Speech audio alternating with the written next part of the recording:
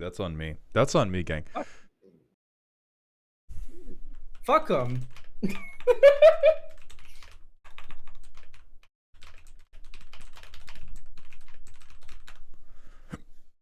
Okay.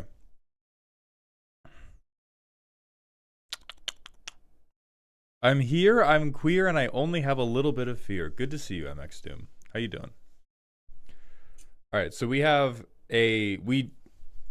let's get some logistical stuff out of the way immediately. We have way too many cards to do in the context of this stream. We're going to try to do them quickly and concisely and disrespectfully as possible. There's definitely going to be at least one more catch-up stream. I'm not exactly sure how far we're going to get. We're going to do our best to stay on topic, and if we go on tangents, have them be incredibly relevant to the mistakes you have made. We're also going to do the Hall of Fame and Hall of Shame. These are going to be our favorite and least favorite custom cards. Madra, hello. Alec, hello. All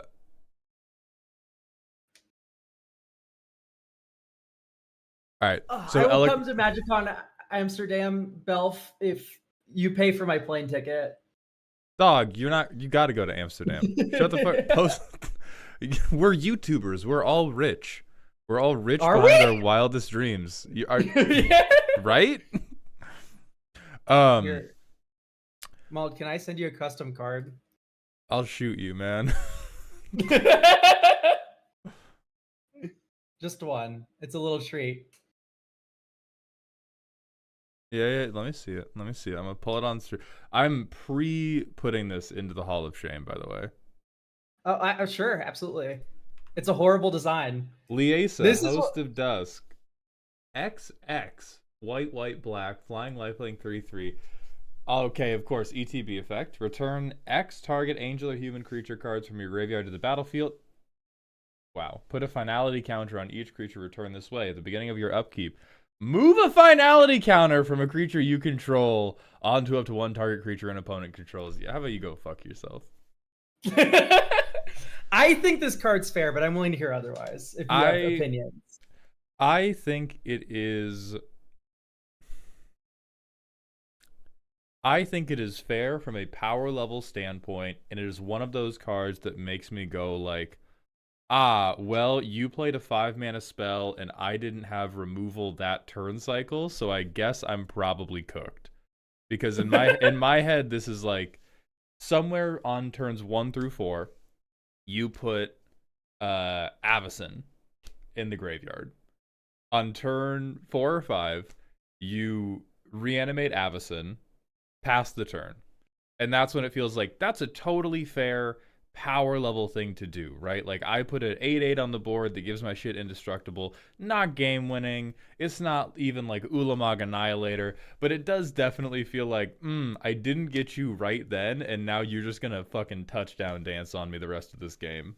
Because the finality counter's going on, like, whatever my thing. So I think it's fair, and I would fucking hate you for it, is the... Yeah, that's kind of where I wanted to land. My favorite cards and decks make my opponents seethe with rage, and also are able to arch enemy really hard. Yeah, like, this is definitely a card where I would be like, damn, I guess I'm mulliganing for removal in casual. I guess I'm mulling for this counter spell. But I wouldn't be like, oh, this is a automatic bracket 3, bracket 4, whatever commander. And then yeah, that's fair. We got a super chat on YouTube from Pyrotic Blaziken. Thank you for the $5. Malden Elk. If you had 3 wishes, what would your first wish be, and why would it be for a 4th nipple? Is this like Genie rules? Z has needs, man. Why are you judging right now? I'm presuming Genie rules, but why is it a 4th nipple, more importantly? I think I'd wish for... I would have to do like that one TikTok where I'm consulting with the Genie. Like, okay, if I said this, how would that turn out? Yeah. And yeah, that's about it. I would wish for $1 billion after tax. In a world where United States dollar still had implications, And then Mm-hmm. at this point, the genie would cut me off, like Brennan Lee Mulligan, and say, you could just wish for a better system than capitalism, right? Yeah, but it would be a fascist utopia under a benevolent and actually wise dictator, and then he would die at the age of 40, and then a new Trump would take over, and then it would go to being worse than what we have. Um, Oh, okay. dude, the second Gabe Newell dies, it's so over for PC games. It's gone. The second who? Gabe Newell, he owns Steam. Oh yeah, Never yeah, mind, yeah. you're too old. My fault. Okay. So back to logistical stuff before I fucking get you. Um, to Zilla's question, we're not taking new submissions today because we still have too much of the backlog from the first stream to do. There will be future streams where we do take new submissions. We can't this time because hundreds of people contributed. And then to Elikman's question, so we are going to get through complete factions as we can. I do not think for the purposes of content we can do all of your cards in one massive chunk, because then it becomes, this is the Elikman 2-hour long portion of the stream because you've sent so many in. And so I can have little visual cues or try to figure out like chapters for when we're doing sets of 10 to 20 that you've sent in, but we definitely cannot do yours all at once. And then Maggie9, thank you for the Twitch follow. Is there any cards from last stream for the Hall of Fame, Hall of Shame? Nath, your Esper cards, definitely Hall of Fame. I'm just not going to pull it because I'm lazy. Let's get into the goddamn business. Madry, you only have 20 more to do, so let's just open with your 20 and finish the cleric zone, and then we can pull open everybody else's. So I think that's still up at the top. Where the fuck did I leave off in this fever dream? I think we did Headmaster Belphegor for sure. Okay. I think it's Exterminator Pieced, which is 12:02 p.m. right under Belphegor. Dude, I cannot wait to get to the protective priest. That is awesome. All right. Let's get to it. So Exterminator Priest, Mardu, 3/3 with haste, already too good. Whenever a cleric enters, exile a card from an opponent's graveyard. Whenever a cleric deals combat damage to a player with an empty graveyard, put a +1/+1 counter on it. I am lost in the sea of clerics. Where are we? I am floating. I need Wilson. I genuinely think this should probably be just two different cards. I think using the clerics to get rid of the graveyards, fine. Using combat damage to buff your clerics if you've gotten rid of graveyards, fine. Doing this all on one guy who has also snorted crack, too fucking much. This is two clerics. This is two clerics in a large trench coat. How you feel about that? Mauled, I'm scared. Mauled, I'm scared. Where are we in the Discord thread? It's the 12:02 p.m. message.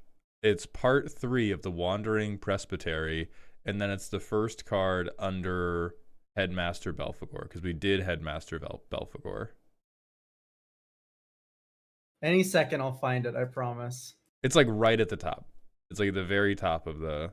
I see him. Okay, Exterminator Priest. Yeah, I don't like that all these clerics are exiling cards or graveyards. Like, we can have it on some cards, and then other cards benefit from an empty graveyard. That's like the cool thing. Yeah. The through line right now is every single cleric exiles a graveyard and also gets to yell Shazam because they have exiled a graveyard. With Exterminator Priest, I think we've reached around 6 clerics that have the line of text whenever a cleric enters. So whenever a cleric enters, you exile 6 cards from a graveyard. Yeah. Sterile Sauce, love the name. I've been making content for like a year and a half, maybe 2 years now. All right, next, Glyph of Connection. 5 mana. Oh, one of the trap cards. I like that. So 5 mana, or you can snare it for 6 mana. So when it enters or is turned face up, all creatures lose indestructible.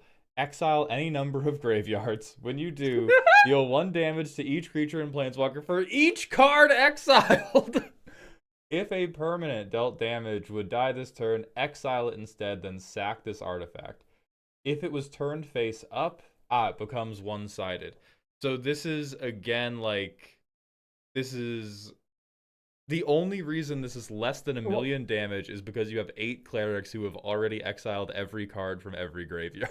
I was about to say, does this do anything? Because you play cleric, you get 6 exile a card from a graveyard triggers, I which are not optional. I think And there's then I think this deck is playing with a house rule that every library is 500 cards, and at the beginning of every turn you mill 20. I think that's how this deck is operating to have the fuel for this. Um, I think minimum. Okay, losing indestructible in Boros, fine. I think dealing 1 damage to each creature in Planeswalker for something, fine. I don't think it can be every whatever exiled this way. Typically when you do stuff like this, you narrow it down to like each creature, each artifact, each whatever. Like we have to put some type of ask on this to avoid this just being like, okay, well, I play Glyph of Connection and we have a Golgari player at the table, so farewell. Well, creature farewell, but yeah. yeah, this is giving farewell, but it doesn't blow up enchantments artifacts. Right. That is if it does work, which it wouldn't in the clerics deck. But like outside of the clerics deck, like this is a card would just be good. Yeah. I do like that we've made an additional cost to make it one-sided. That is a neat use of the snare cost. Okay, then we have Golden Dawn's Hymn, another snare card that also has flash. When it enters or is turned face up, exile each attacking creature. Each player gains life equal to the number of creatures they control that were exiled this way. So what if Settle the Wreckage was way better? What if Settle the Wreckage fucked you hard? Nope.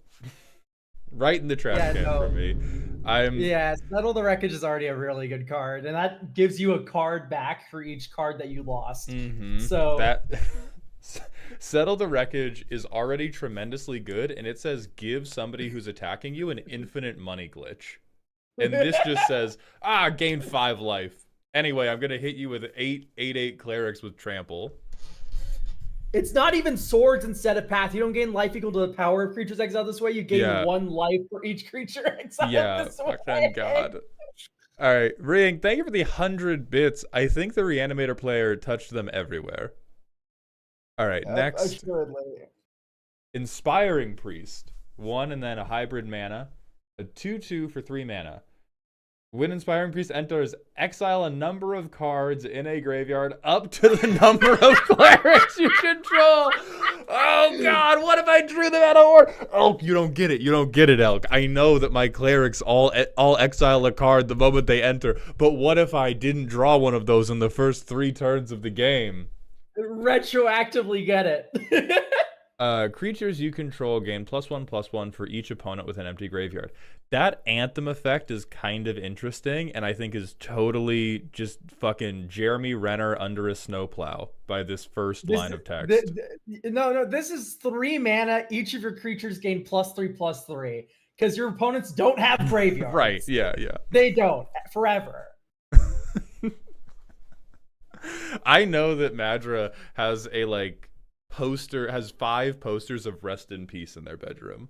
Like they wake up, there's one on the ceiling. They get up, there's one on the door. They go to the bathroom. They don't have a mirror. It's just Rest in Peace and stained glass. This is fucking ridiculous. Okay, but that growing banner is a clever payoff in a world where every card does not exile 18 fucking cards. Janitor's Boyfriend. 2/2 lifelink soulbond. As long as this creature is paired with another cleric, each of them get vigilance. And each player who's cast a non-creature spell this turn can't cast additional non-creature spells. Paired creatures you control have ward 2. This is a lot of shit for 2 mana, but the effect itself I don't actually freak out about if it's a little more expensive. This should 100% be 3 mana, in my opinion. Yeah. Because, so we have a light stacks effect, right? You can only cast 1 non-creature a turn. Yeah. Not fucked up. Paired gets ward 2. Not fucked up, but matters. And then... Ward 2 on top of the stacks effect, though. Ward 2 on top of a stacks effect, on top of vigilance, and this one has lifelink. and it's non-legendary. And so if you're in Mardu, maybe there's some way you can clone it. So this, I would say like 4 mana if I wanted Yeah. to. Like I'm only freaking out because you're selling this man at like Costco prices and it needs to be at Whole Foods prices.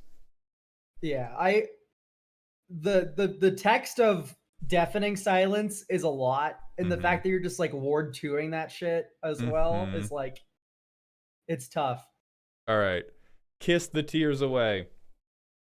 Human instant, 2 mana, put a shield counter on target creature, then gain life equal to twice its mana value. Scry 2, if the target is a human or a cleric, draw a card. We were so close.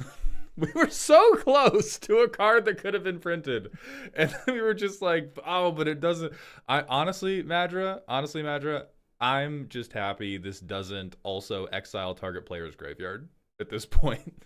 If the target was a human or cleric, exile target player's graveyard. And then draw a card for each card you exile this way. This is fine. It's like it should be 3 mana. Well, I think it's 3 mana. If you want this effect on it.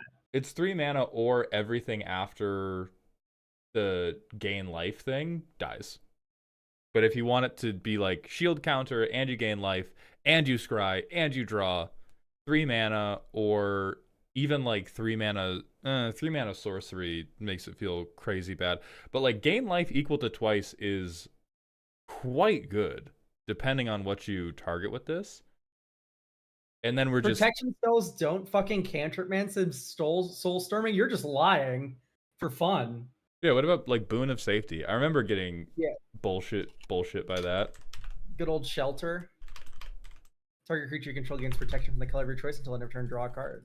They fucking Veil of Summer. Now, notably, they do not cantrip and gain you life and let you look at the cards before they cantrip. Like that's the thing, is we've just stapled a bunch of extra stuff on. All right. Loving Trio. A 4 mana planeswalker creature. What the fuck? I don't know what's I don't know happening. how it's a 4/4 with planeswalker abilities. Well, I know BL is happening in the art, but like what? Well, yeah. Okay, so -5 loyalty. Target creature gets double strike. -3 removal. Trample lifelink soulbond. My fucking god. Whenever you exile a card from an opponent's graveyard, put a loyalty counter on this creature and a +1/+1 counter on each creature paired. No, just I'm just getting the matches. I've seen the path to victory on every other card. This card, I only see the fireplace. Yeah, technically this works, but I don't want it. So yeah, I mean, I think it's not even that good. Why is the removal better than the fucking double strike enabling? Yeah, well, it's that also doesn't make like any sense. it's also every time let's pretend we're working with normal cards and not the clerics who orbital cannon your graveyards. This is just every time you ghost vacuum, it's Cathar's Crusade. Oh wait, with each creature paired with it. Okay, that's much less bad. I'm freaking out much less. This is still just like.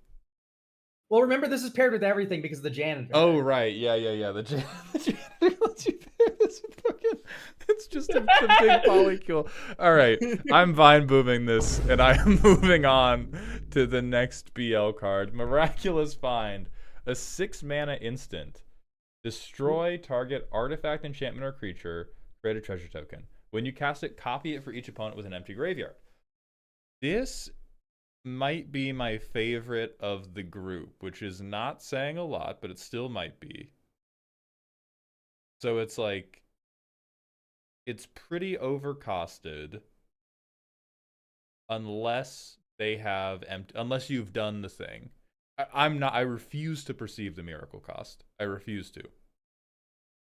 The miracle cost is fine with this though, isn't it? I mean, 2 mana, destroy 4 permanents, make 4 treasures. That's very good, but it's also like Miracle. Like you get Terminus on Miracle. That's true. They let you do fucked up shit with Miracle, and it's Mardu, so they're not great at top deck control. So this one I actually like. This one, I think if you cast this, I would be like, wow, that's very fair and a neat payoff. Notably because it does not exile the graveyard as it does this. So yes, thumbs up on this one. And then we have Miraculous Knight. 5 mana sorcery. Make a 2/2 black human cleric with haste and wither. Untap a creature, it gains vigilance and gets +2/+2 for each opponent with an empty graveyard until end of turn. You have an additional combat phase. Why can't we just let one card have one effect, Matra? Why can't it be I play a card, I get one thing? Okay, I do kind of like this because the miracle here means so it doesn't work how Madra wants it to, which kind of sucks. But the thought is that you get a 2/2 if you have an empty board and you're miracling this, and then it can attack twice. So you get a little consolation 2/2 in case like you miracled this after a board wipe. Yeah. That being said, a board wipe happened. I make a 6/6 with haste, and then it attacks twice, or an 8/8 rather, with haste, and it attacks twice. That's 16 damage off of a board wipe off the top of your library, which is like a lot of damage off of a board wipe in that consolation prize moment. But also, I think that you have an additional combat phase after this phase doesn't work. Oh, it gains vigilance. It works because you'll have 2 combat phases consecutively, but it has vigilance, so it won't tap itself. Yeah. Well, and All right, notably, if you do this in any context other than a board wipe, you just give your trampling flying 10/10 commander +6/+6. Yeah, I think you should axe the gets +2/+2 for each opponent with an empty graveyard until end of turn. The rest of this is fine. I kind of like that you get a 2/2 on a miracle extra combat turn. Or maybe limit it to +1/+1. That would probably be like less ion cannon because you said so. All right, how many of these have we done? 1, 2, 3, 4, 5, 6, 7, 8. I deleted at least one. Yeah, we've done 9. All right, Miraculous Punch. 3 mana instant. Make a 1/1 cleric human creature token. Choose a creature you control. Gains haste and double strike and +1/+1 for each cleric you control. I summon Deku Midoriya. Holy shit. You put this on your flying cleric commander, and then it gets like +20/+20 and double strike, and then they die. Yeah, this one's fucked up. I would like to kill this one with fire. This one's surprisingly, I think, the most balanced for a limited environment that I've ever seen. Yeah, like for me, I would look at Gaia's Might and compare it to this card. I would look at Angel Fire Ignition too. Angel Fire Ignition is like a very good card, and this is just blowing it out of the water. Oh yeah, this kills Angel Fire Ignition with fucking hammers. Okay. You know what you've done here. Miraculous. What if it was as scary for the Mardu player to hold up mana as the blue player? Then we have Miraculous Recovery. Reanimate a creature, or that's how that works. Reanimate creature or artifact. If it's a cleric, draw a card. When you cast a spell, copy it for each opponent with an empty graveyard. So, you know what's fucked up is your graveyard's exiled too. Like all these clerics, force you to exile a card when a cleric enters, and he gets 6 of those. Your opponent's graveyard's already gone. You're cannibalizing your own at this point. It's like, what if I reanimated 4 clerics and drew 4 cards? Yeah, because we know it's a cleric. We know it's a cleric. This is like every card in this deck has the level of self-referential support you would expect from a draft archetype where you cannot be sure you're going to have a critical mass of the other effects. Like these are all the signpost rare and signpost uncommon. Yeah. But it's in the context of a deck where we're like, no, we know it's all clerics. We know ahead of time it's all clerics. Yeah. The downside of this card is that you've exiled your own graveyard by accident. I think there's enough of these clerics that are like, no, I only put my finger in your mouth. Yeah. So anyway, yeah, if the target is a cleric, draw a card off of this card, you would be set. Like I think I'd agree with it. Reanimate 4, it would be like, yeah. Yes. You reanimate 4 things. Like we have Patriarch's Bidding and Mono Black that just brings back everything. Your opponent's graveyards are gone. You know? All right. Next we have Miraculous Treasures, a 4 mana Rakdos instant. Make a 2/1 with haste. Clerics you control gain whenever it deals combat damage. Exile a card from that player's graveyard and make a treasure. And if you can't do that, investigate. And when you cast it, copy it again. Madra, do you think you've cleverly evaded the rules on how many cards you can submit by just submitting 2 to 3 cards with every card? I mean, this could be. There's just too many words. Yeah. This is getting like. We're gonna put it. How greedy can you be? Mm-hmm. This is fucking Icarus here. Wings are melting. Oh, how can I put one more word on this card? Icarus with a typewriter on a rocket to the fucking sun. Yeah, this one, too many words. I think the individual pieces of this I could see happening on cards. This is, again, too much in one card. Then Moment of Grief, a 4-mana trap, but if a paired creature you control died, you may pay 0. Each opponent sacks a creature. If they can't, they discard a card. Repeat the process for each opponent with no cards in their graveyard. Super. I'm sorry, I'm reaching my breaking point. This is 0 mana Plague Wind. Yeah, I'm trying to imagine Instant. could we forgive this without the free cost? Like if this was you had to pay 4 mana and maybe it had to be like 4 mana sorcery. And then it becomes 4 mana edict. Like if we compare this to like Soul Shatter or Good Edicts. So and again, 4 mana sorcery, everybody, not instant. So 4 mana on your turn, you get an edict effect, but you can get it 4 times. I still think that's so good. I mean, what are the other? I'm trying to look at the other edict effects because if we do, because Sheoldred's edict is like, or there's Cruel Edict, which is 2 mana for target opponent, and then Sheoldred's edict is each opponent. So there's precedent for 2 mana, each opponent sacks something. Nathiator, thank you for the 10 gifted subs, my friend. Welcome back to Dog Heaven. I appreciate you so much. Maybe this one could be saved by going copy this spell if any opponent has an empty graveyard. And so you can get it twice rather than I get this 4 times if I have played Rest in Peace. What if it was like target opponent sacrifices a creature for like 1 black, mm-hmm. and if that player has no cards in their graveyard, you get to copy the spell and choose a new target for the copy. No, that wouldn't work though because you could make 2 people infinitely sack. It can't. Damn, because it would be kind of cool if it like chain lightning bounced between people, but if you did that, then you could just bounce it between all of your opponents forever. I think the closest we get to workable is this doesn't have a free cost and at most can happen 1 additional time rather than can happen 3 additional times. Yeah. Oh, yeah. If you cast it, you'd have to add it if you cast it somewhere in there, and then it wouldn't go infinite. So yeah, and then you just copy it once. If the original target had no graveyard, you can target the same person or you can target a different person, which would be cool. And then it's more on par with something like a Malicious Affliction. Yeah.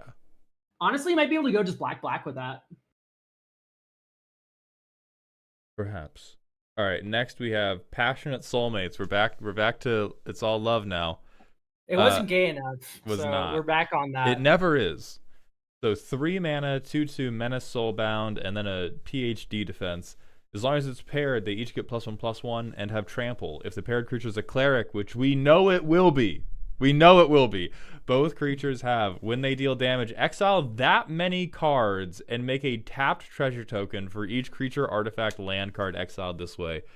I mean, this at least it doesn't say for each card exiled that way. Well, this actually makes me more mad because it means that Madra is aware of the idea of limiting the payoff for the exile, and that means they chose not to on all the other cards.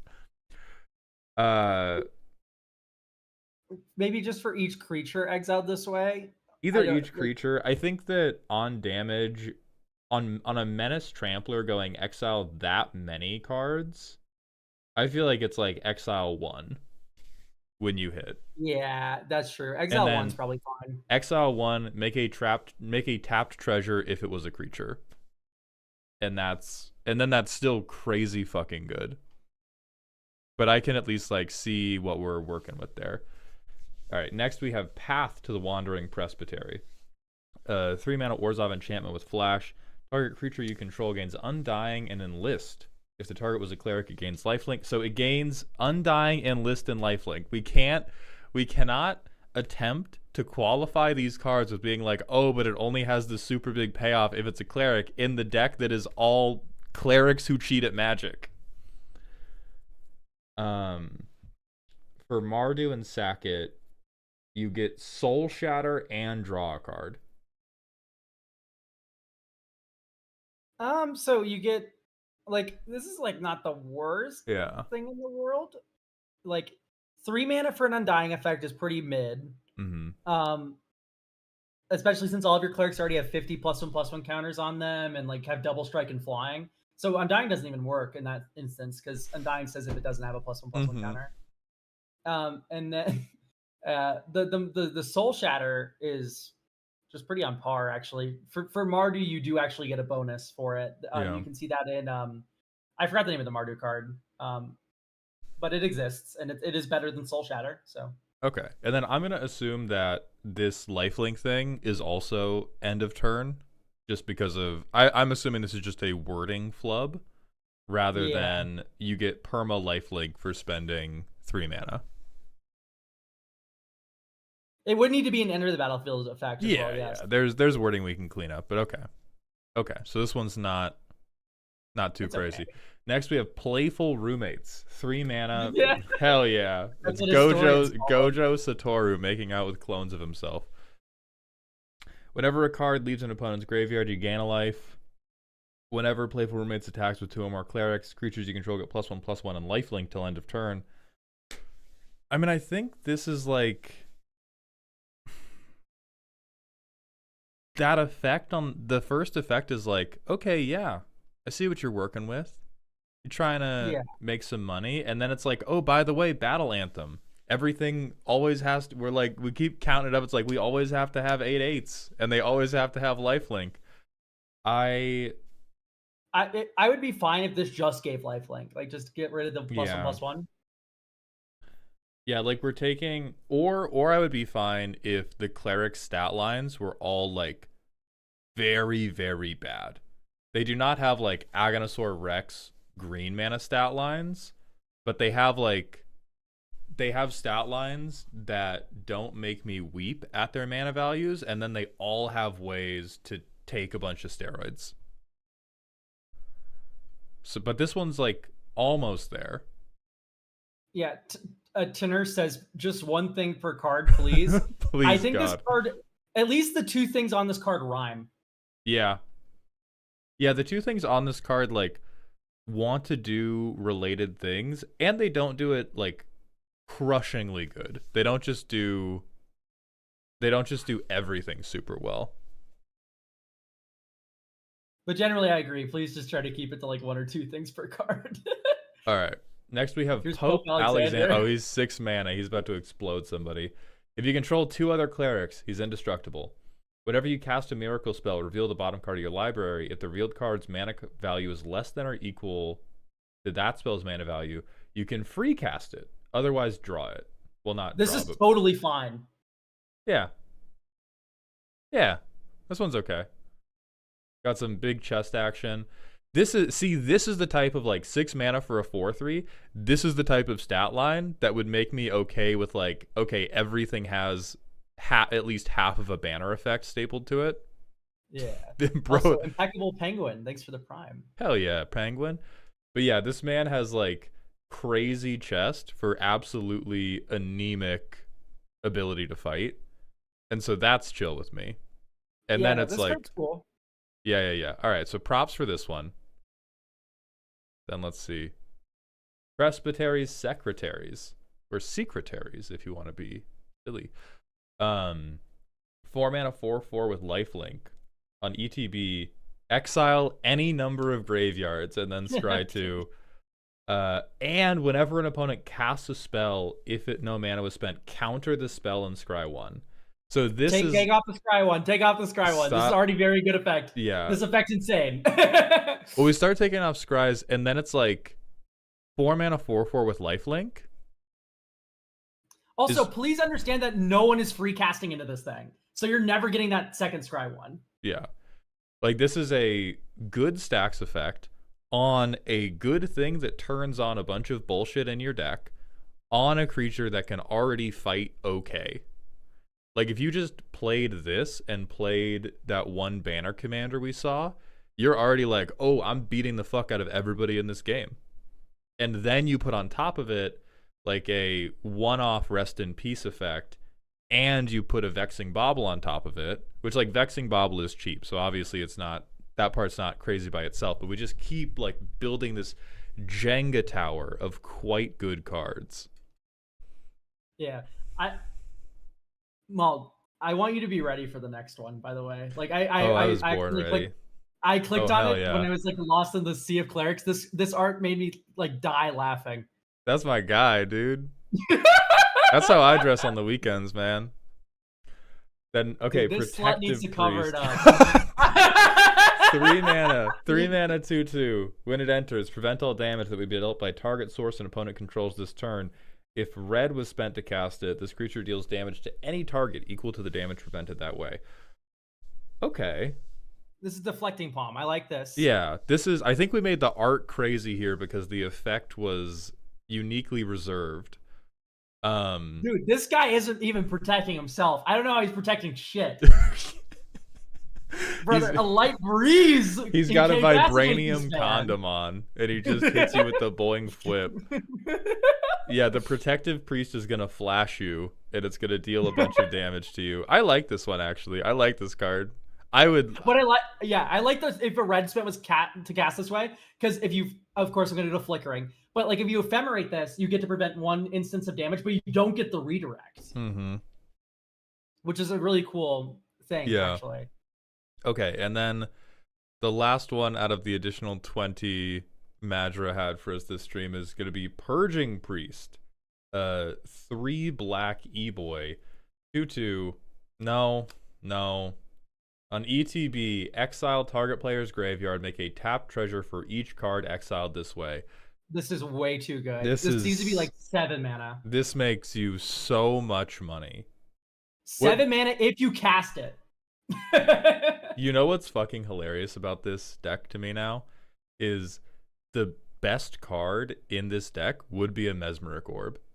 Because you need these motherfuckers to be milling over and over you are right. Like, this is, I play a Mardu mill deck, and then all of my creatures say, if I exile a graveyard, I get $1 million, and you give me a back rub.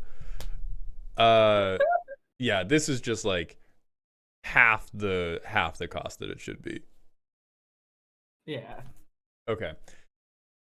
Little Mix Doom, thank you for the 40 bits. Please spare us graveyard players. No, I will not. But we are going to move into some other cards for the time being, and then look at Elikman's stuff. So I'm going to scroll down to where we left off, and then I'm going to try to, one second, I have to turn off streamer mode so I can say names, and then I disabled my notifications. And then we just got to start, like, fucking calling names for people who are here. Demran, thank you for the 5 months with the primer. I appreciate those Jeffrey dollars. I forgot I put a 3/3L crash out emote on the where we left off. Oh, you put an email. Let me go find it.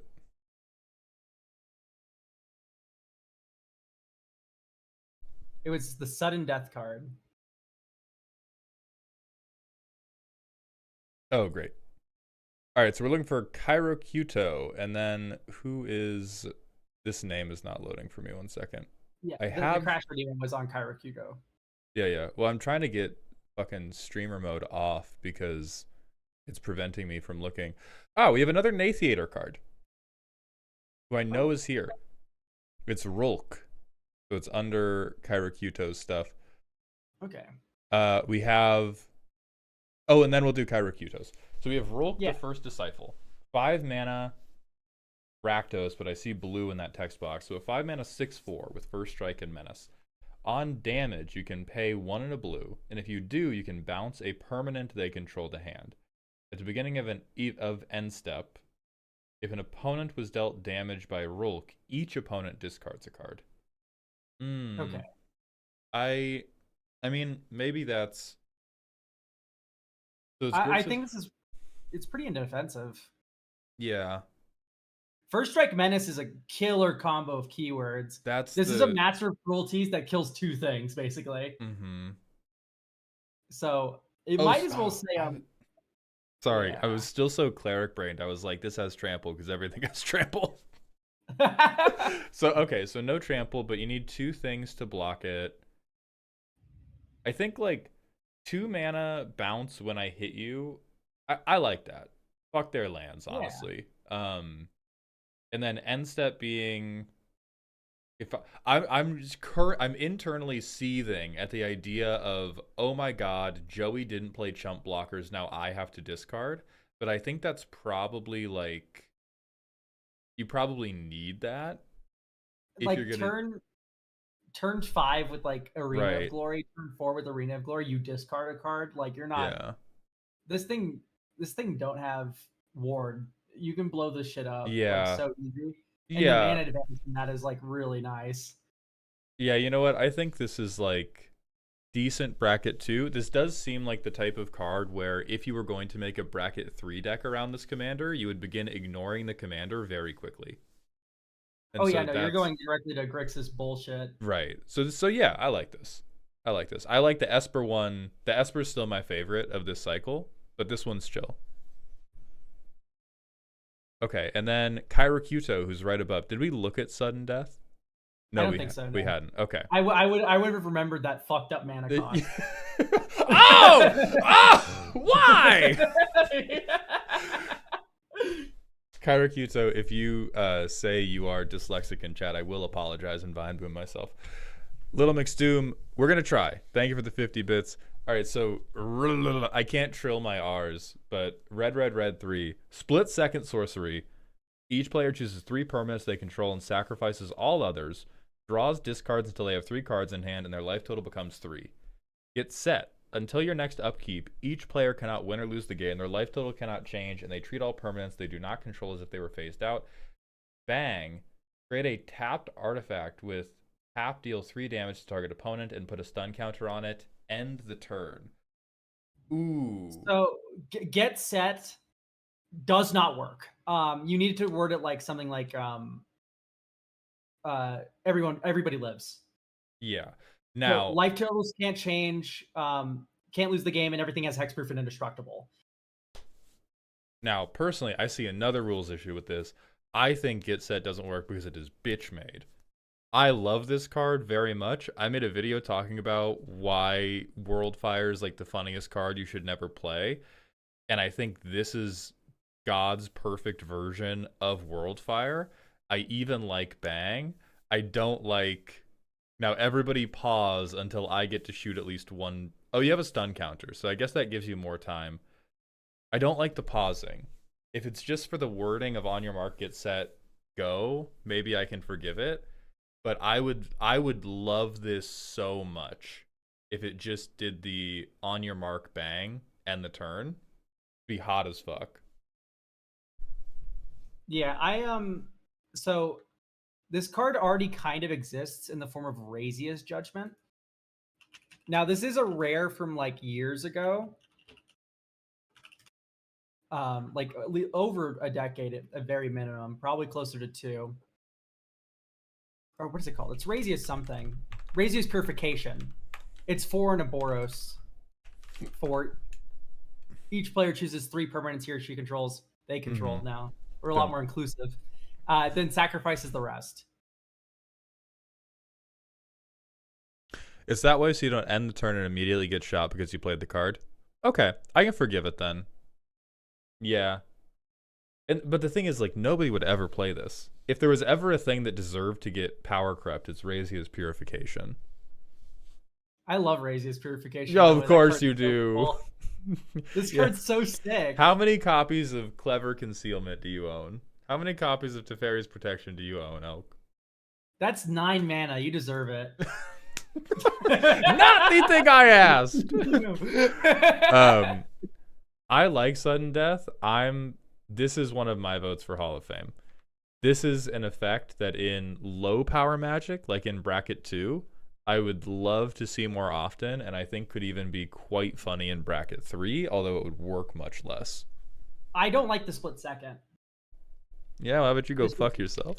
This should be more interactable. I don't like that the 6 mana is also just like, I don't want my game to end on turn 6, and this practically blows up the game on turn 6, you know? That's true. I think then I could agree that at 6 mana it either shouldn't have split second, or it should be much more expensive to have split second.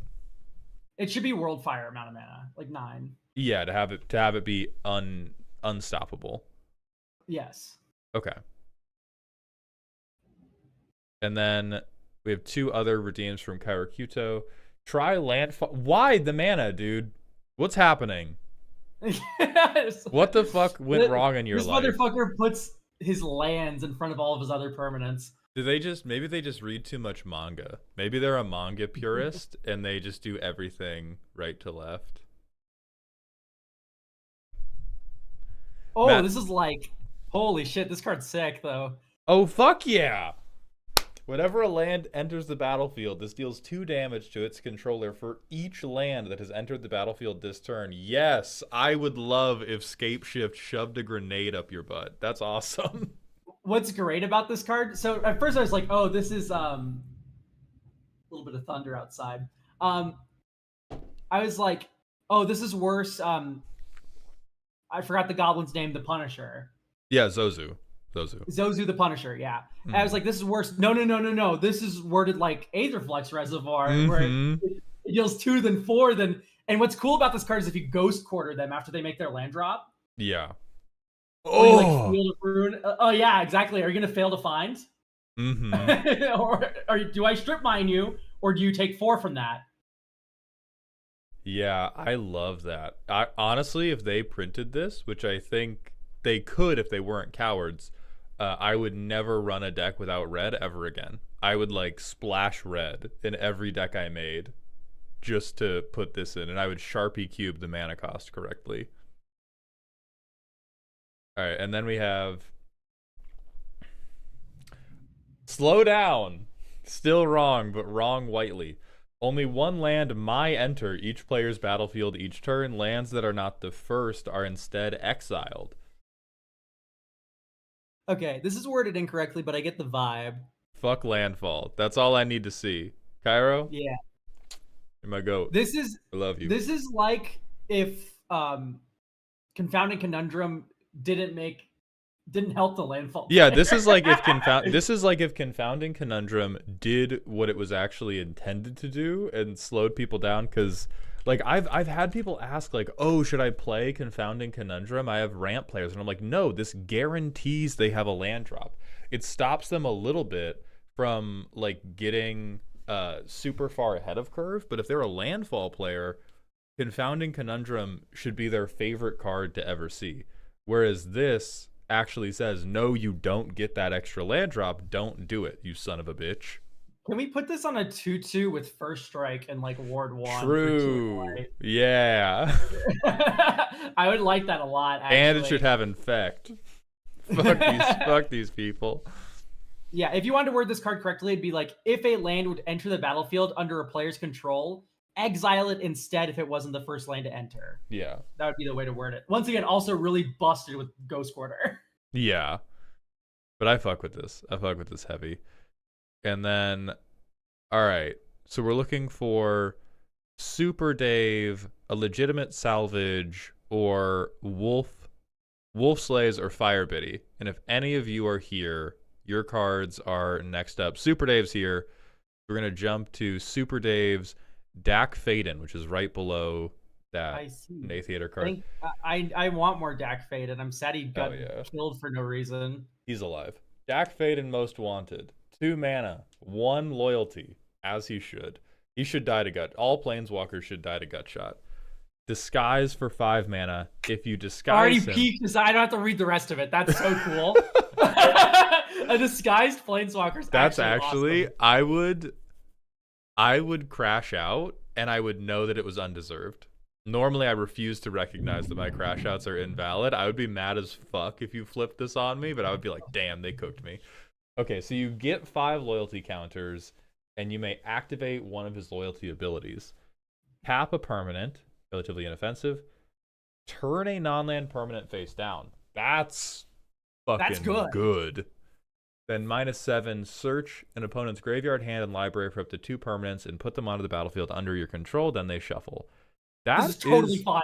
This card's awesome. I'm about to run this in every deck ever. Jay Arlington, welcome to the stream. Thank you for the raid, my friend. Me and my good buddy Elk are, I almost typed raid instead of shout out.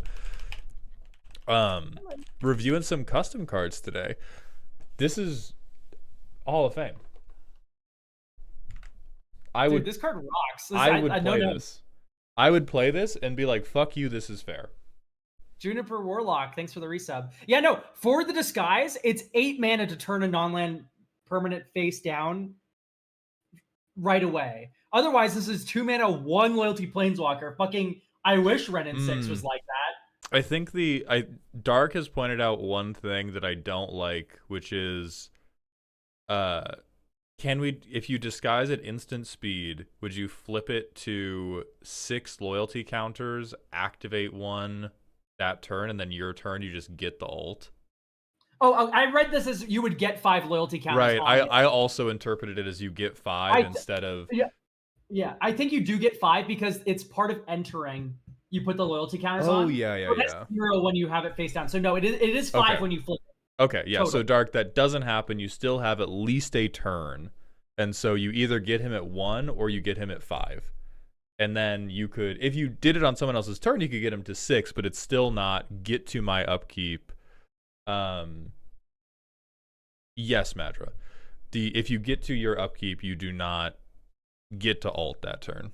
I'm having my Gordon Ramsay finally some good fucking food moment right now. Like, this is like a really cool card. I fuck with that. All right, and then we're still looking for salvage for Wolf. I'm trying to watch out. Salvage is here. Salvage. Yeah. And then I'm gonna start pulling up future names. So there's Firebitty, there's Diego Plays FGs, there's also Miles the World, and then there's Coveted Peacock. If you heard your name, please sound off so we know. We're gonna pull up Salvage's card. Yeah. You can target Dak with his own -2 to turn him back face down, and then you can flip him back up. That's kind of funny. Yeah, so don't do that. It should be another non-land permanent. Okay, Xivu Arath, Bladebreaker, a 7 mana Jund 7/4 with indestructible and haste. Other creatures have haste, attack each combat if able. Whenever another creature dies, put a +1/+1 counter on each creature that dealt combat damage to it this turn, and 2 counters on Xivu Arath. That seems fine. 7 mana is a lot of fucking mana. Like, you kind of have to be allowed to do whatever at 7. Because this is a Thantis effect, and then a Diet Crush effect. Put a +1/+1 counter on each creature that dealt combat damage to it this turn. I see. So it makes blocking... Oh, this is also not even... This is like everybody's creature... Everything gets huge if anybody fucking blocks. That's funny. Okay, so I think there is a smell issue with this card because it kind of like... It throws a grenade into any type of combat strategy after it resolves. I think for 7 mana, you have paid for the right to throw a grenade into combat strategy. But this is like one where I don't think it's overpowered.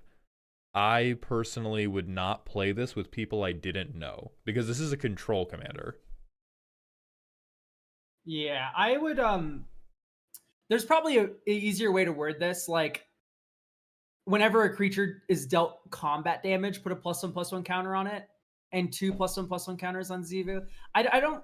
It's kind of weird to like have to track whenever another creature dies. You they need to like look like the second ability is just worded really weirdly to me. But yeah, no, I get what you mean. I think this card's fair as is, but it's definitely a salt-inducing commander, especially that haste mode. Although the haste mode is a little bit weird because they can just move to second main and play their creatures and not have to worry about attacking with them right away. Yeah, but I think that's a good out, right? Like, that's a good way to sort of solve the puzzle of, oh fuck, I have to just throw my creatures at the wall. Because if you're the guy, girl, or non-binary person who's playing shitty statted utility creatures, this card says if the Jund player makes it to 7 mana, I'm no longer allowed to play. Like, I've played Is It decks where this just becomes I never have creatures. And it's indestructible, so it's almost never going away unless I draw the one copy of, like Reality Shift that I have. So yeah, I think fair. Stench, not great. Yeah, this is just a Blasphemous Attack commander, which is fine, because like Jared Carthalion is also just a Blasphemous Attack commander. But like the second ability is worded in a way where you will get 2 +1/+1 counters if a creature dies. And then I do want to touch on what Swolko said. Anything that forces attacks is fun at the end of the day, especially in commander slot at high cost. I don't think that's true. I often like when people are forced to crash out, but I don't think that universally forcing attacks is universally enjoyable, and that's a thing to be concerned with. I don't know, Elk, do you think it's always fun to force attacks? I don't think it's always like if Goad was in every single one of my commander games, I would not be happy. The fact that Goad's only in a bit of a Zeus is striking my house for disagreeing with Goad. It's okay, I'm blowing into my mic. Yeah, so no, it's like thunderstorming over here. It's cool. No, I don't want Goad in all my games. I would rather I like it when it's a treat and not like forever for all my creatures. If I saw Disrupt Decorum every game, I would crash out. Yeah. So it's a thing of I like it as a zag, but for the zags to land, sometimes you have to zig.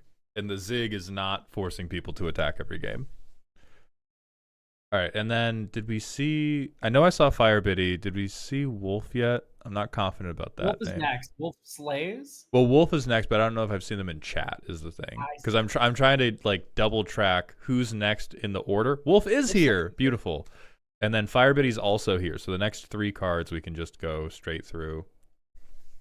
We have Yuji Itadori, a 4-mana Gruul 3/3 with double strike and hexproof. For 4 mana and 2 life, you can put a counter on him and put a finger counter on him. This is only usable at sorcery speed. On 10 finger counters, exile him and return him transformed to the battlefield as Sukuna. I already like this. Ryomen Sukuna. A 7/7 with hexproof. 4 mana, destroy a non-creature permanent, put a counter on. 4 mana, destroy a creature, put a counter on. Remove X +1/+1 counters from Ryomen, deal X damage to all other creatures. So that last one needs to have a colon. The first 2 abilities, it's weird that red destroys target creature. That doesn't make any sense. And non-creature permanent, black doesn't get to destroy all. Yeah, black does not. I think green, like it should be, if you wanted to adhere to color identity, it's probably 3 and a green. Destroy non-creature permanent. Yeah, black does get to destroy enchantments now. That is actually allowed, but it cannot destroy artifacts. Yeah. And then I guess so here's where Wolf, this is a flavor win and a mechanical car crash, which is that keeping Yuji at a low finger count is just so much better because these costs are so high. This is, I mean, if you have like Primal Vigor or like a generic counter doubler, it doesn't take as long. This is 40 mana to flip Yuji after you have played him. It's For four. 30 mana, you get Merit Lage. Yeah, and so and also on the way to flip, like even if I'm having the mana to invest in flipping, I've spent 36. I have a 12/12 with double strike. He does not keep counters of flip because you exile him as part of the transformation. If Yeah, this just you said, yeah, yeah. this is, So yeah, I mean, you're proliferating him. That was my first thought. Is like, oh, this cost is meant to you play it once and then you use green proliferate cards to get him the rest of the way there. Like you're not doing this fairly. But I wish you could do it fairly. Like I think putting a +1/+1 counter on him, you just do red green, put a counter on him, and then also put a finger counter on him, only as a sorcery. That like I like only as a sorcery because then it isn't a combat trick with a threat of yeah. activation.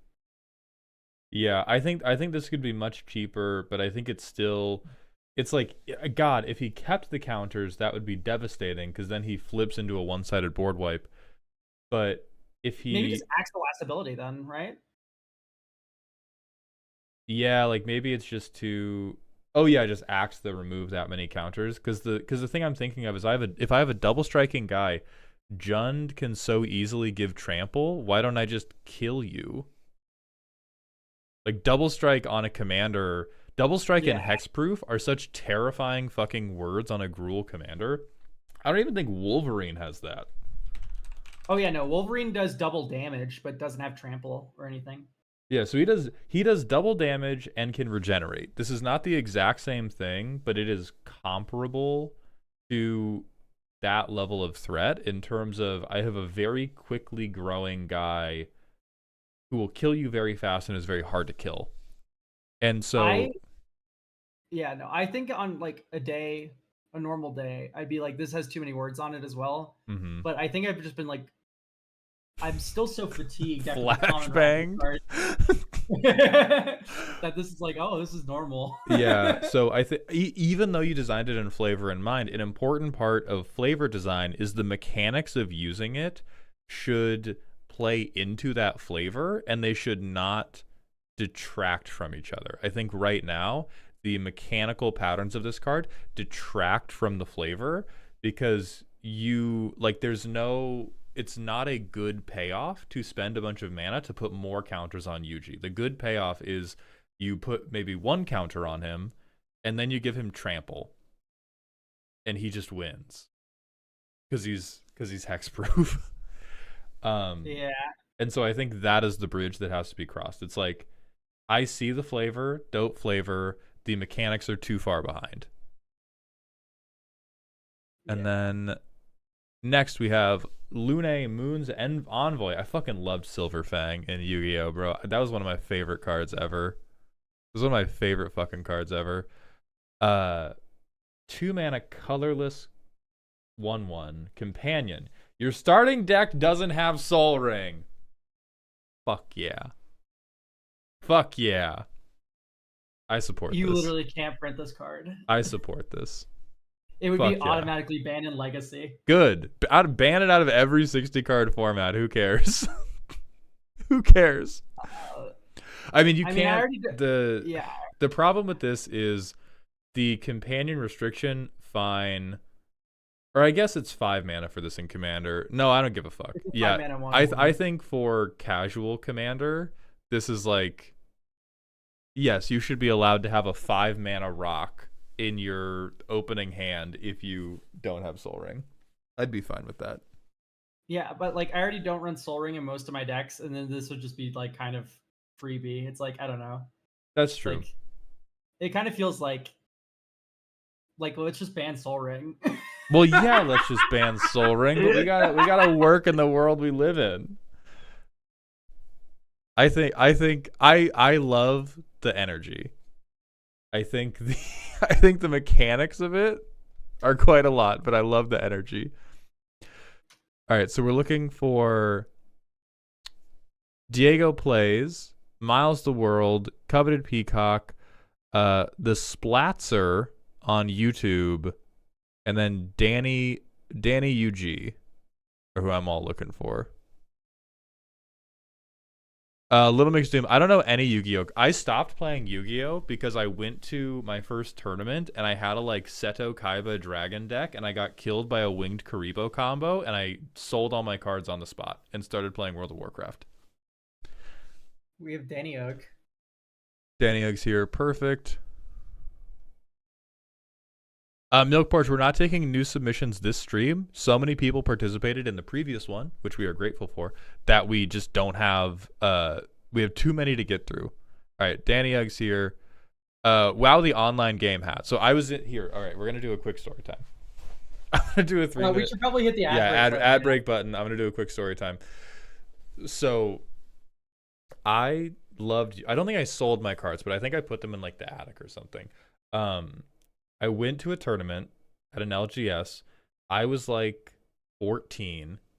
I played against a very stinky adult man who, after I resolved my Blue Eyes White Dragon, hit me with a like winged Karibo combo. And I don't even remember what it did. All I remembered is he told me that I lost because of it, and I believed him.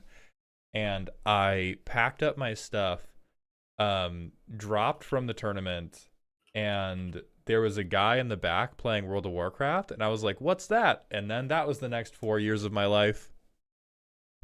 And I never touched the Yu-Gi-Oh card game again. My card game experience before Magic was, I played a little bit of Pokemon when I was younger, but then I got really into Hearthstone.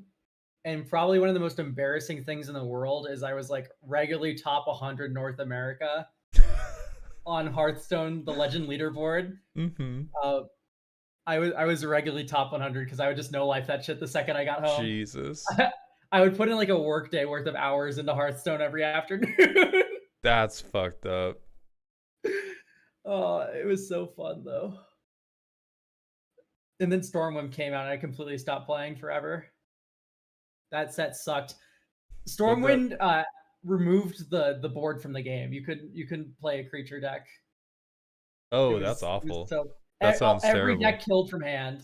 Every deck killed from hand. Dude, see, my no life game was Dota. I played like, I think in college I would play, or in summer, because we would do like the collegiate rowing team. We would do training for world championship selection, and so it would literally just be like workout at 5 a.m., workout at 4 p.m., and we would work out, go to the grocery store, buy 4 corn dogs each, eat them while playing Dota, go to afternoon practice, get a Domino's pizza for like $5, play more Dota, and then go to bed. Holy shit. And we were not very good at it. I never really got into MOBAs that much. They're so fun. They're so fun. I don't know. It feels like I'd get more enjoyment just to questing in World of Warcraft, you know? Yeah, I mean, I think it depends a lot on, like, you do have to be a hater. You do have to be a hater for sure to enjoy it. Like, a lot of my visceral enjoyment in Dota was you can do a thing called denying, which is probably the closest comparison is like land destruction in Magic. And I would just, is that where you just like farm their side? Yes, you can kill their creeps, and it prevents them from getting money, and it makes them get less experience. And so if you're really good at yeah, it's it's really evil, and it's so nice. Okay, so Danny Uggs here. So we're going to do Danny Uggs, and then I'm still going to watch out for those other names. And after Danny Ugg, there's Nathiator's Land Cycle that I think we saw already. And then Memo Wolfie. But Danny Ugg. Sleepless Abomination. A 6-mana 3/7. Oh, God. With flying, when it ETBs, each other creature gets 2 stun counters. When it leaves the battlefield, each player sacks 4 creatures. Okay, I like that it's symmetrical. I think you can tool this design a lot, though. First things first, it should probably be a horror. Yeah. I think so. Like, yeah, yeah, flickering works with this because it's leave the battlefield. Right. So, this is another, much more than the Jund card we just saw. I don't think this is mechanically broken. I think it incentivizes you to do really annoying things that do not win you the game. Yeah. This is all right. One flicker spell. I totally control the creature situation. Because I have totally controlled the creature situation, I now have a 3/7. This is the Ragaki Silverwolf combo. Okay, to answer, there's a Girthy Poro in chat, which I don't like that name. What's Flickering isn't up, great Girth? because it returns right away. You can slow flicker it though, is the issue. If you're in like a multicolor deck, like I know it's in Grixis, so I'm not sure what slow flickers there are, but you can run this with undying effects in black, right? Mm-hmm. I think I'm trying to think what makes this red, and I'm really not coming up with it. Like it should probably just be Dimir. It has flying. Yeah, blue gets that, and so does black. Yeah, but red dragons. This is kind of like a dragon if it was creepy. Miles, I see you. Thank you. Yeah, like I don't see what makes this red. I don't like that the first ability doesn't tap it. Like everything just gets 2 stun counters. Period. Mm-hmm. Like that's like a kind of fun design, I guess. But I think it would be a lot more fun if it was like for each opponent tap a creature and it gets 2 stun counters or gets a stun counter. Yeah. 2 stun counters is a long ass time, by the way. Yeah, that is Um, forever. and then yeah, the leaving the battlefield, it should probably be dies. Each player sacrifices a creature. Yeah. And I it puts you in a really, really weird place incentive wise, which I know I already talked about, but it wouldn't be a horse if I didn't beat it. And so like it reads to me as this is what I do in Grixis to keep the creatures to control the creature situation while I build up to a different type of win con. But at 6 mana in Grixis, you've probably like put together that other type of win con already. And this doesn't give you like it's too stinky for goofy play, and it's not nearly good enough for higher level play. I think about this when compared to like Meringue River Regent, which is like a good card. And that thing lets you bounce 2 objects. And this thing stuns for each opponent and then leaves and sacks everything, which is like. Yeah. I think we got to go back to the drawing board on this one, Danny. Okay, and then so Nathiator's Land Cycle is unseen by you. It's under Elikman's Common Rider Part 2, which is under Danny's thing. I think these are cool. This is for a bunch of color pairs, but it's a colorless land that in your graveyard lets you color fix. Ah, I see. These are Riftstone portals. Yeah. I think these are okay. I'm trying to think of how I'd break them. Mesmeric Orb breaks everything.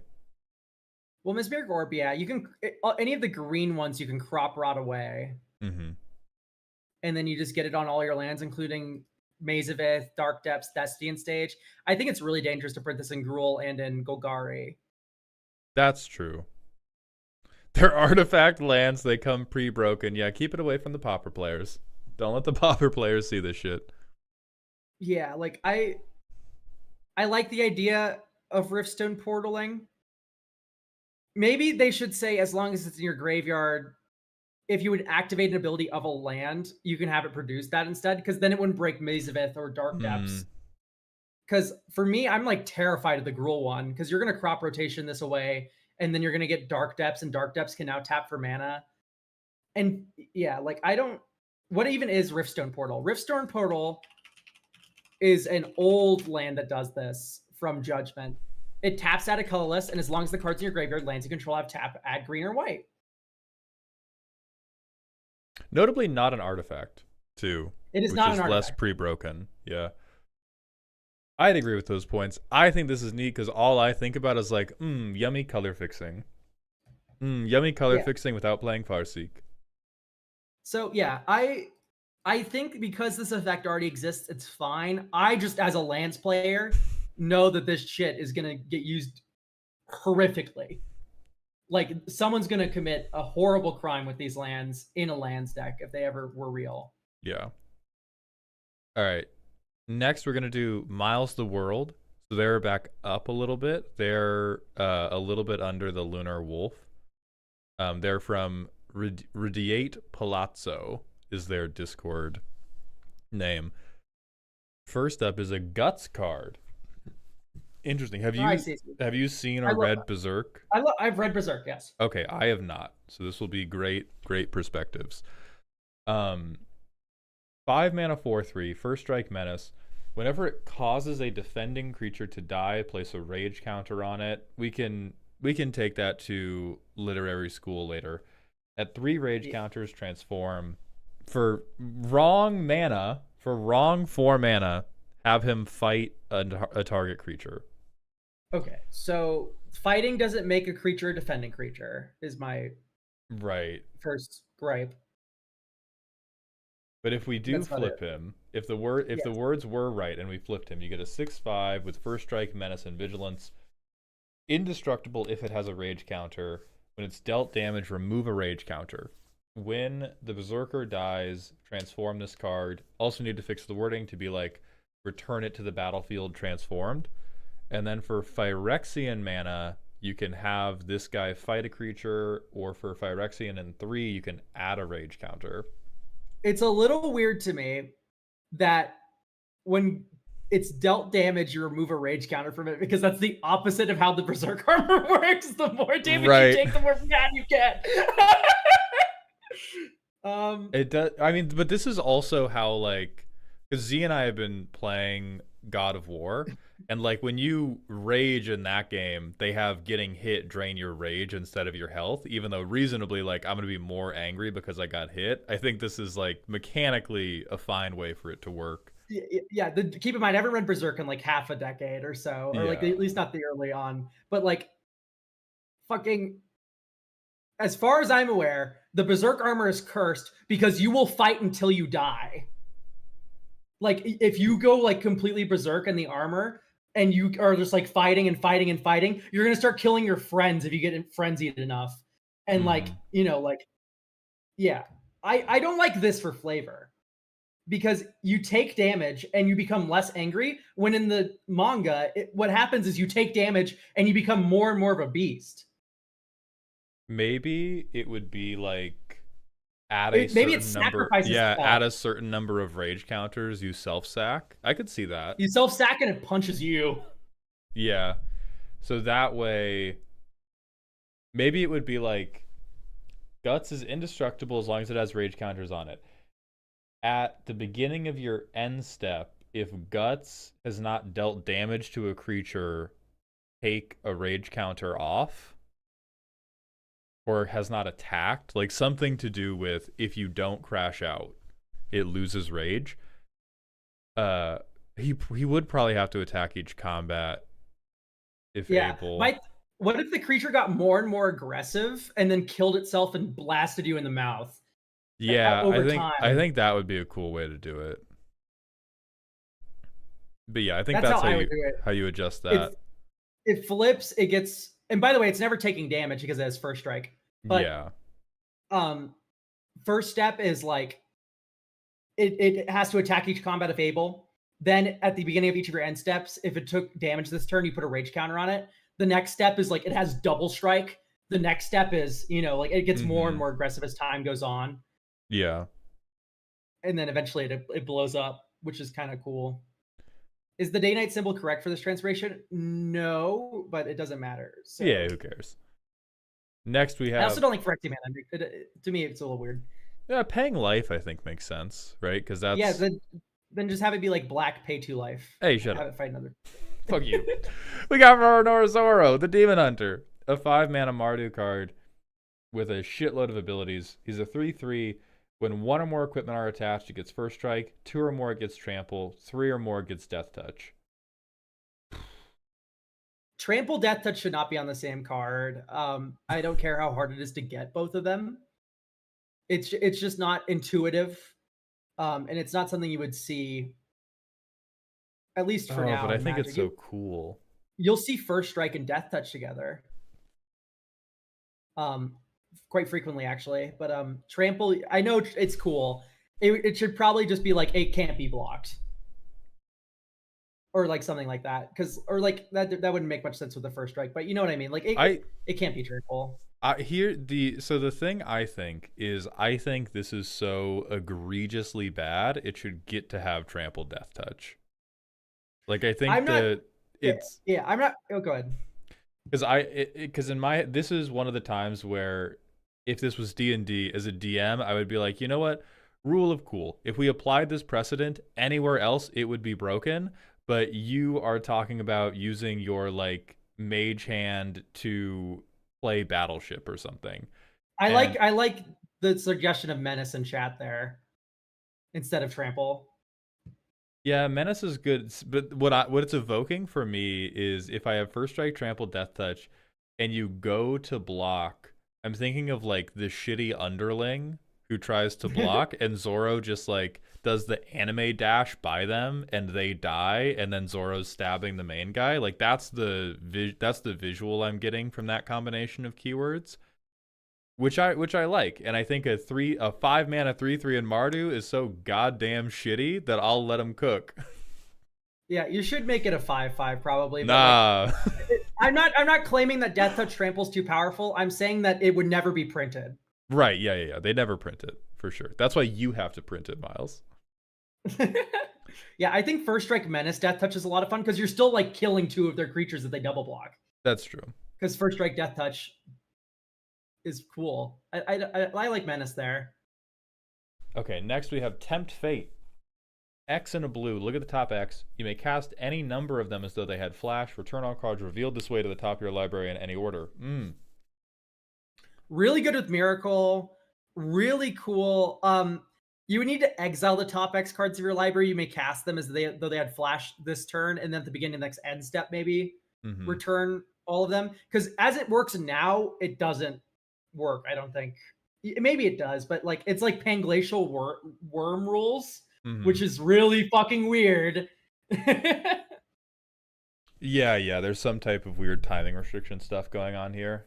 I think this is neat. I don't think it's broken. Yeah, I think this card's super sweet. Okay. Obito Uchiha. A Naya 1/1. Finally, you get me. This is the stat line the Naya players deserve.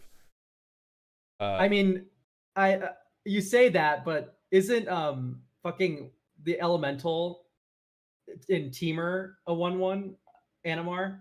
Yeah, but notably, Obito Uchiha doesn't say put a 1/1 counter on him every time you breathe. So can't be hexproof. Or no, not even hexproof. Worse hexproof. Can't be the target of abilities. Yeah, it's Shauna, which is yeah. For 4 mana, phase it out, return it to the battlefield at the next end step. Oh my god, this sucks. Right. This is flavors good. I hate Naya. This is too bad. This is so totally devastatingly non-functional. Look at fucking Blink Dog. When was the last time a commander player is like, oh shit, there's a Blink Dog across the board for me. I'm terrified. Yeah. That's a 3-mana 1/1 double strike with 4 mana phase out. And you don't have to do like Naya bullshit mana. This is pure 100% flavor, LMAO. See, that like, okay, then I'm putting you in the Hall of Shame because this is a good example. And you already know that I love you, and so it's okay. But like when we are making things that are meant to be flavor, we lose flavor if we abandon everything else. Like this is why the most beautiful things are almost always some combination of form and function. If we just like wholly abandon, is this card powerful enough that I would play it? Does this card create play patterns that I would want to see? And we just go, this is a great Wattpad adaptation of this media that I like. You lose a lot. You don't go like, oh, this is so flavorful. And then it's like, but it cannot do anything. Listen, I've not watched Naruto, but I'm pretty sure Obito did more than nothing in the show. Yeah, Obito is also a whole motherfucker. Like the phase ability is real for him. But yeah, this is just far too weak. All right, next we have Jiren, Orazka Captain. 5 mana mono blue 3/4 with flash. When you cast him or another creature spell, counter target non-creature spell unless its controller pays X, where X is the creature's CMC. If a spell is not countered this way, instead counter a creature spell, otherwise draw a card. Okay, so This- Jiren's a counter spell. This wording is fucked up. But Jiren's a counter spell. If you get Jiren and another flash enabler, all of your creature spells are either counter spells or they cantrip. Or I think the thing I like the least is, I don't like that it's a cast trigger. Yeah. Well, and especially what I like the least is Jiren says every time I play a creature, draw a card. Like if we cut out all of the counterspell nonsense, it just says every creature spell cantrips. This is blue Beast Whisperer, which is not an effect that we don't deserve. We don't. I'll tell you right now. So this first things first, it should say whenever Jiren or another creature enters the battlefield, if you cast it, because then it isn't a cast trigger that's uninteractable besides the stifle. Because right now you cast this card and then it puts a trigger on the stack on top of the card on the stack. Mm-hmm. Oh, instead, wait. And in fact, if a spell is not countered this way, instead counter target creature spell. Yeah. All of your creature spells would counter themselves. Yeah, your creatures counter themselves. That's all right. You gotta listen. We had the absolute fucking heater of Zoro, and that was the mountaintop, and now we are in the valley of you gotta go back to card design school. I'm calling immediate Vine Boom incinerator material on this one. Ryuzel, I like the idea of flash creatures as counter spells, but this is not how you do it. Yes, there is a good intent here. There's a good intent here, and we are shooting our own cock off a little too emphatically. Numbered Fate, thank you for the Prime for the second month in a row, and Macewit, thank you for the Prime for the fourth month. Welcome back to the dog home. Now we're on Sammy Stone Lone Shark, 5 mana in Bant. Whenever he's kind of hot. Shut up. Whenever a triggered ability would cause an opponent to spend mana, they may put a lone counter on this card instead. That's super weird. At the beginning of your pre-combat main phase, add X colorless, where X is the lone counters on Sammy Stone. So they're never doing this. Pay up. X, remove any number of lone counters. Any player may spend mana to activate this ability, and they may do so anytime they could cast a sorcery. So is this meant to be like, instead of I play propaganda effects, and instead of paying for propaganda, you give me ramp on Sammy Stone, but you can okay. My thought is like, let's make this into a kind of group hug card. Because like if I wanted to like emphasize a lone shark, I wouldn't do it with all this convoluted stuff. Mm-hmm. I would make him into a tap target player adds 2 colorless mana. If an opponent casts a spell with this mana, or like spends mana to cast a spell or activate an ability, then you get counters, and then you get colorless mana from it. I like that. Cool. I think this also is a good note to bring up, an important thing about designing for casual, which is no matter how flavorful you find it, it's a really bad idea to not let your game plan be outside of your control totally, which is what this card has done compared to the example you just gave, Elk. Because this is, and I realize that's flavorful for a loan shark, for you have to choose to get involved with the loan shark and then they benefit. But from a gameplay pattern, if we go like, I can't do anything to actually further my strategy and I require you to do things for my thing to happen, those cards are generally unsatisfying. They are either annoying for you or they are annoying for the people you play with, because you have to overload. Like you have to be so fucking annoying about forcing them to make this decision. Yeah, I'd take a note from Vazi Keen Negotiator. Yeah, like that Vazi's card's pretty cool. Yeah, like Vazi's doing this, and it's within your power to make this thing happen. Yeah, to me, I'd make it like a victory chimes or something. Like I said, just like it's super cool to like have target player add colorless, and then maybe reduce it down to 3 mana, and then Yeah. All right, and then Memo Wolfie is here, so let me try to find their cards, which I think we scrolled by that. There it is. They are right under that land cycle from Nathiater. We have the Eternal Phylactery, a 5 mana 2/4 with indestructible.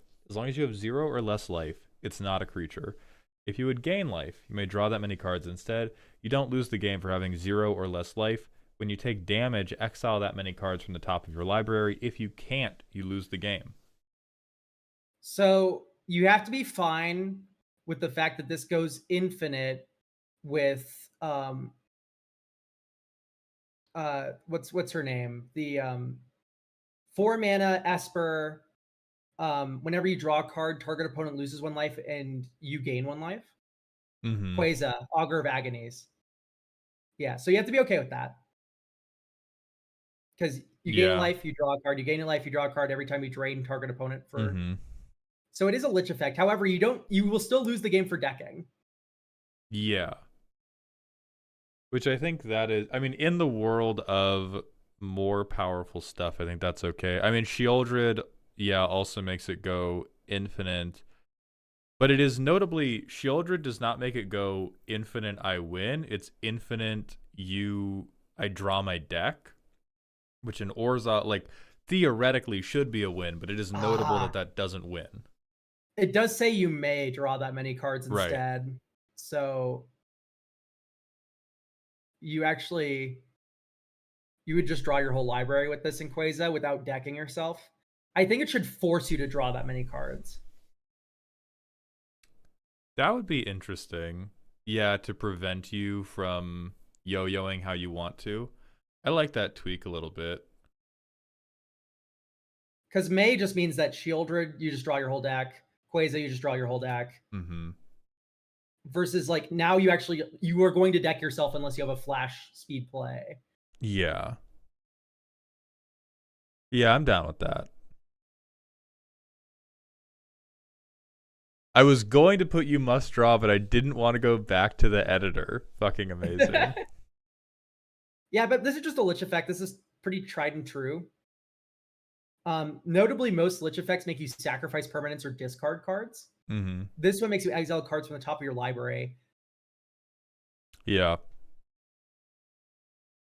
Okay. We are going to we should take a run at an Elikman section right now. Yeah, sure. And then go back into the other stuff. So there's 4 more common riders at 1256. And then after that, there's the first Age of Sigmar thing at 111.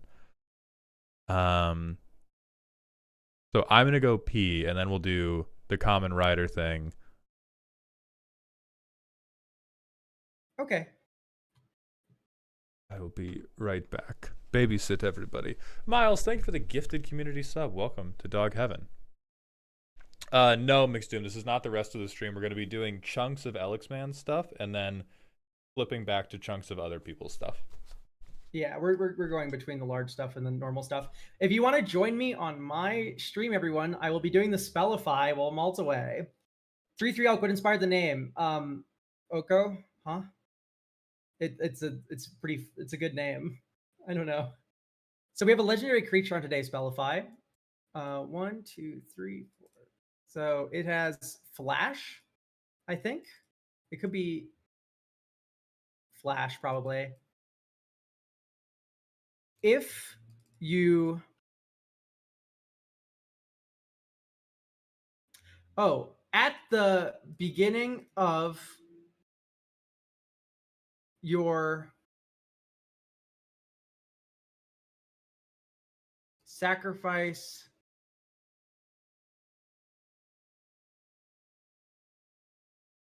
It could be Reach. This is probably Zopandrel. Hunger Dominus. Yes, it was Zopandrel.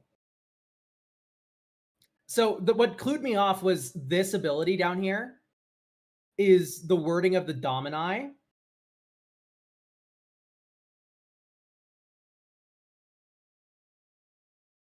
All right, let's try the hard mode. Jesus Christ, it's just progenitus, right? Protection from everything.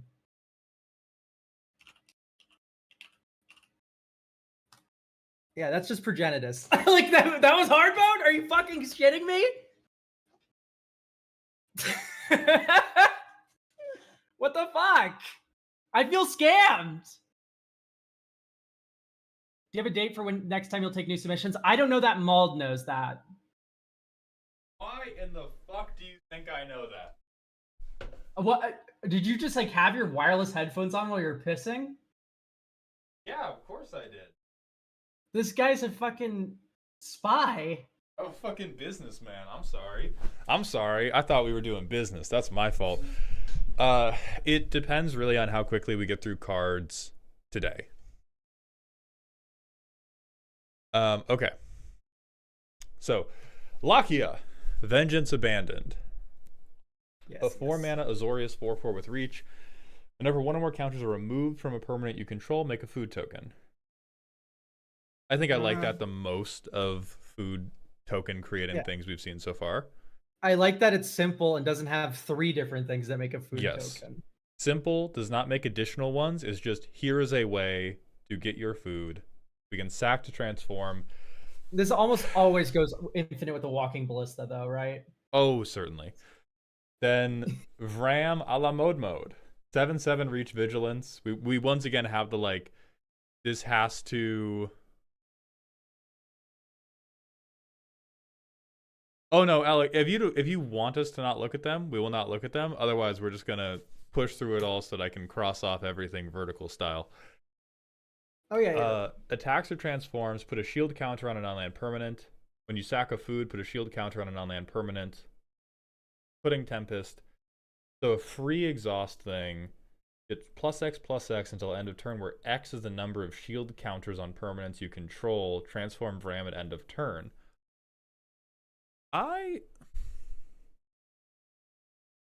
This is of all the Common Rider cards, this is just like, this is the best design of them so far. Yeah, this is what I like about this. Is really weird. This is weird as fuck, which I think Bant is the color wedge that needs the most weird as fuck stuff. This is like a very specific thing that does not as quickly just go out of control of like, oh well, I should just play hardened scales type of thing.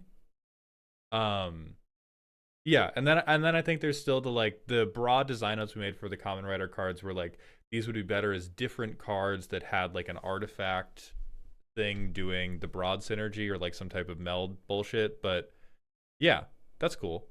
That's actually, yeah. All right, then we have Jeef, Prisoner of Grief. A 3-mana Rakdos 2/2 with lifelink. Well, it's Jund. When you discard a card or when this transforms, make a food. Okay, so it replaces itself, and then food sack, change it. Bitter Gav, Baki stick, 5/5, double strike lifelink. At the beginning of combat on your turn, if you are almost hellbent, you may pay 2 and sack up to 4 foods. Draw a card for each food sacked this way. Whenever Bitter Gav deals combat damage to anything. You're gonna say whenever it deals combat damage. It's okay. Yeah, whenever it deals combat damage. And then I think we just have a wording issue on this, but I think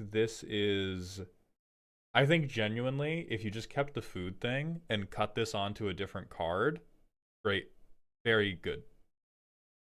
Like double strike lifelink. Yeah. Double strike lifelink. If I'm hellbent, this refills my hand. That is a like solid, scary Jund food thing. Yeah, and the front side rewards you for discarding cards. So the front side should, when you discard a card, you make a food. Mm-hmm. And then this side should be, you can refill your hand. Yeah. Cut the recursion effect. You can just run recursion in your deck. No. Hold on, Elk. Okay, so this is when Bitter Gav, it says combat damage, but what it means is when Bitter Gav kills a thing, if the mana value of the thing it killed is equal to or less than the number of foods you sacked this turn, they get it back. And so it's meant to be like, if I kill your Llanowar Elf and I have not sacked any foods this turn, you get Llanowar Elf back. It's a lot of, I think that is too convoluted. I see what you're trying to do there to weaken Oh. it. If you want to like make more counterplay, just make the card weaker. Like just make the stat line not as good or something, or give him like less toughness. This is I see where the vision is, and the vision is simply too I, I complicated. I bet this was like a wording issue. I think it's return it under your control. It says in your graveyard, yeah, with mana value less than or equal to. So it doesn't return. Oh no. Then it's just Yeah, yeah. totally Yeah, I like the front side. Front side should just say whenever you discard a card, you get to make a food token, and then when you sack it, you can sack a food to flip it, and then you get to refill your hand. mm-hmm. It's like a delayed looting. Yeah. I think that's a Yeah, cool yeah. design. Okay, so just kill everything after this like food draw effect. All right, and then we jump down to 111, which is the now we get to the good shit. So this is an Age of Sigmar set. They have some notes on what each of the broad draft archetypes are meant to be. This is the Death faction. So this is the whole thing's death and taxes. So this looks like it's probably going to be like the Orzhov and the Esper, or the Orzhov and the Dimir type things.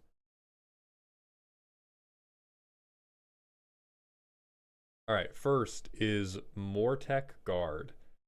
A 2-mana common, a 1/2 squad creature. Remove a counter from a renowned creature you control. Tribute Cool. 1. Oh, it's cool. Yeah, I like that Yeah. squad. As this creature enters, an opponent of your choice may put a +1/+1 counter on it. When this creature enters, if tribute wasn't paid, amass skeleton constructs 1. So they're always paying the tribute.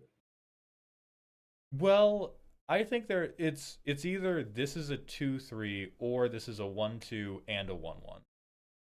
I think But then you that's squad, like you get another 1/1 counter on the army. how, if you have another renowned creature in play, but if you play this itself, because renowned is a very specific thing, right? Like renowned is its Yeah. own keyword where you have to deal damage. I think this Yes. is too many words probably for a common. But I like the idea of this. I think the tribute just shouldn't be on the card. It should just amass skeleton constructs 1.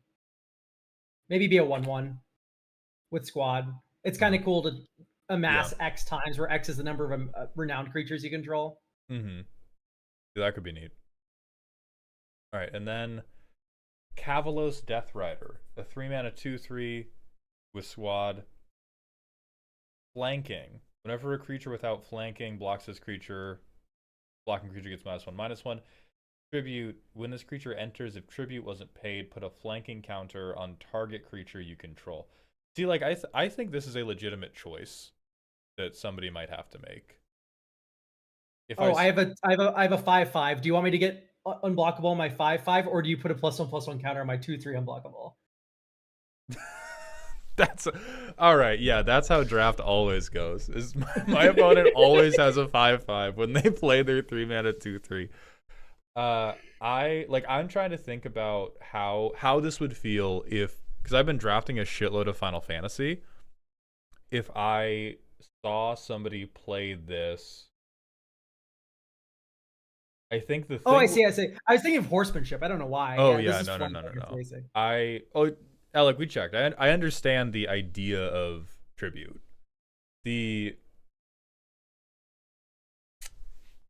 Oh no, this is cool then. I like this. Yeah, this is fine. Yeah, like I think the only thing we might be underestimating is like flanking is pretty fucking devastating in a draft environment, and so I might not give this one squad. Like I think the idea of dropping 2 or 3 of these is just like, holy fuck, my board wins every combat now. Yeah, 6 mana for 2 3/4s with flanking. Yeah, that's very good. Yeah. Because you can't block it with 1/1s. You can't double block it. If you do double block it, you lose. Mm-hmm. Yeah. Okay. So next we have Gothazar Harvester. A 5 mana 3/6 with trample. When a non-token creature dies, amass skeletons X, where X is toughness. No. If that creature was renowned, amass twice that many instead. I think this is fine. I think it's fine as common? Not a common. I don't think this is meant to be a common. It no, should say another. The rarities are on purpose. I would say another for sure. I would say another for sure. Oh yeah, not a common. Not a common. Yeah. This is like, because now I'm thinking of like this could be an uncommon. Period. I think there can't be a common.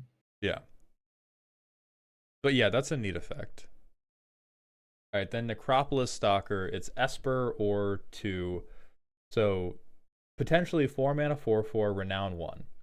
Enters with your choice of First Strike, Lifelink, Trample, or Vigilance. Remove a counter, put choice of on it, but activate only if renowned. Okay, so if you get the renowned hit, you can trade which counter it has. You get renowned for attacking, right? I don't like this card because it's really weird that you can go, okay, it's a first strike death toucher while I'm attacking you. And then once again, we're having the death touch trample problem. Well, you can't get both though. Like yes, you can. You can keep going forever. It's renowned forever. Oh wait, I read it as remove a keyword counter. Yeah, the fact that you can remove the +1/+1 counter to give it this fucking stink hand sucker punch. Yeah. You can just cycle through these as many times as you want. Mm-hmm. And also this goes like infinite with something that says like if you would add 1 or more counters to a creature, add twice as many instead. Because you just go, I now have infinite keyword counters on this guy, and then you can also let them move them somewhere else. Which I don't know if it's intentional. Yeah. It's probably fine. I think the recycle loop of turning 1/1 counters into, if you wanted to turn 1/1 counters into keyword counters, we need far fewer keywords available, and none of them can be as good as Death Touch. True Beans is right. This has double strike once it's renowned because you can remove the first strike counter from it before normal strike damage, and then now it doesn't have first strike anymore. So then it will also deal damage during that phase of combat as well. That's fucked. Yeah, you've allowed for too much cookery, and this will be.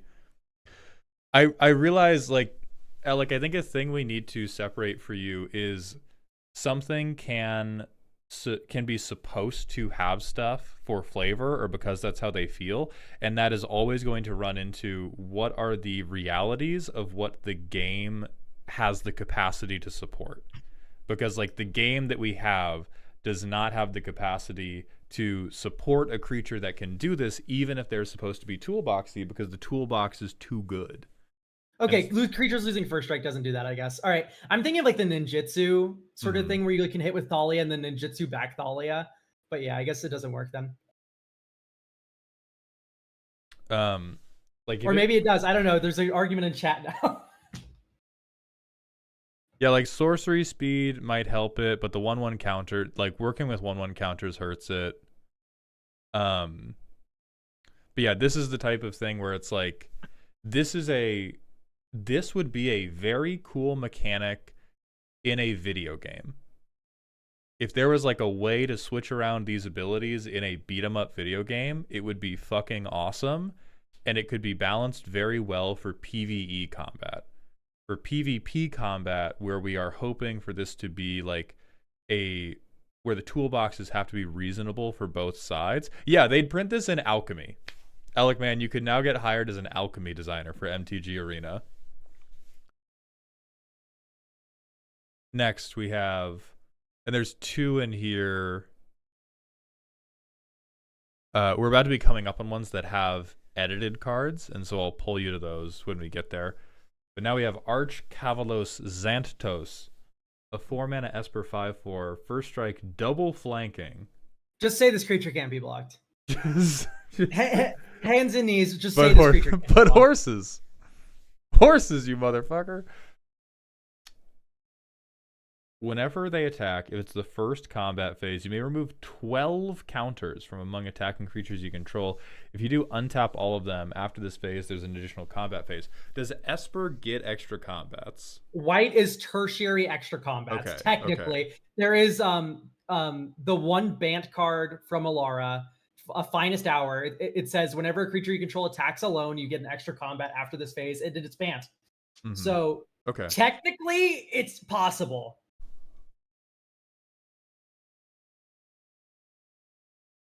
Oh, Alec, thank you for the $5 on $5 super chat. So the Stalker is not supposed to have Death Touch. Okay, that does make it better. I still think there's like too many weird loops. But anyway, back to Xantos. Okay, so it being technically possible, 12's a pretty high bar. I'm more comfortable with that as a bar than a lot of other things. And I don't know. I'm fine with flanking. I think it makes sense for like all the horseman people to be like, you can block, but it's going to be really bad for you. Like, I think Esper's kind of a lot on that sort of like fake choice thing of like, yeah, you can attempt to participate, but we're going to fuck you for it. If you block this creature, the way you kill this creature in combat is you have to block. No, blocking with 2/6/6s wouldn't even do it. You can't block with 2/6/6s with this card to kill it. You need to block with at least an 8/8. Oh, hold on. So you block with 2/6/6s. Flanking triggers twice. Both 6/6s become 4/4s. 4/4s. You yes. kill one and then, with first strike damage. Okay. No, I don't know why I thought they would get -3/-3. It's only -2/-2. Yeah. So 2/6/6s can do it. So I think no, Alec, man. The issue is that there are other flanking cards. Right. In this could be the only flanking card in the set. I mean, the fact that this, I think probably one more mana to fight this good. If somebody played like Still Their Breath, not a thing. If I was playing Final Fantasy Draft and somebody did 4 mana 5/4 with first strike double flanking, I would call my local congressman. I would quit out of the app. If I was like, maybe they'll play Vincent Valentine and they played this guy, I am sending a strongly worded letter. And so I do think more expensive, even if we keep the flanking. And then next we're getting into wizards, which have edits. So let me pull those up. They have. Am I getting DM the edits, or what's the? Is it? There's a linked message in the message where these cards start. So if you can find that linked message, it should jump you down to where they put the edited ones. Okay, I see them. Excellent. So we have Mortisan Soul Reaper, a 3-mana Dimir 1/5 with first strike ward 1, Magecraft +1/+0. And Morbid, amass skeleton constructs 1. I think this is like not insufferable effects, but probably too many effects. Like the Morbid, I think doesn't have to be here. This is one step too far. I like the Morbid. I like the Magecraft. Just remove the keywords. Maybe make it a 1/4. Oh yeah. I think you could pick any of these, like keywords, Magecraft, Morbid. Any of those 3 things could go away. This is one of those, like, you remember those stupid memes about like how you spend your time in high school and it's like socializing, sports, grades, and you get to pick 2? This is that situation. Yeah. This is meant to be a combat wizard on the tabletop. Same thing of like it saying. Yeah, this Magecraft is combat wizard. Yeah, like Magecraft by itself, combat wizard. Morbid also does that. Keywords Morbid, combat wizard. All the non-legendary wizards are 3-mana 1/5s. Why though? All right, and then we have the Azorius one, which is 3-mana 1/5 ward 1, Magecraft. Put a shield counter on target creature you control that doesn't have one. That's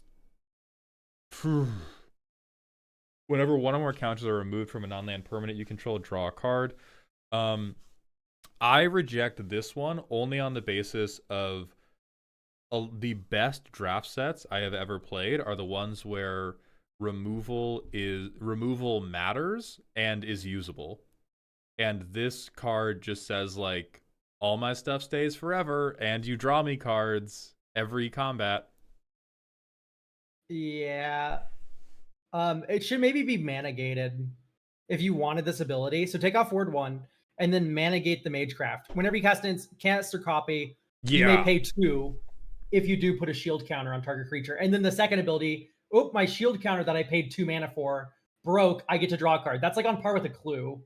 Yeah, we either you pay mana or you do what they did in Final Fantasy with Izzet, which is if you spent X amount, or like 4 or more mana, 3 or more mana, 5 or more mana, like put some gate on, you get it on, like you get a bonus for casting big stuff, but you don't just go like opt, like in response to your kill spell, I opt, get a shield counter, draw an extra card for the shield counter getting removed, and then in just every draft combat situation, this blows everybody up.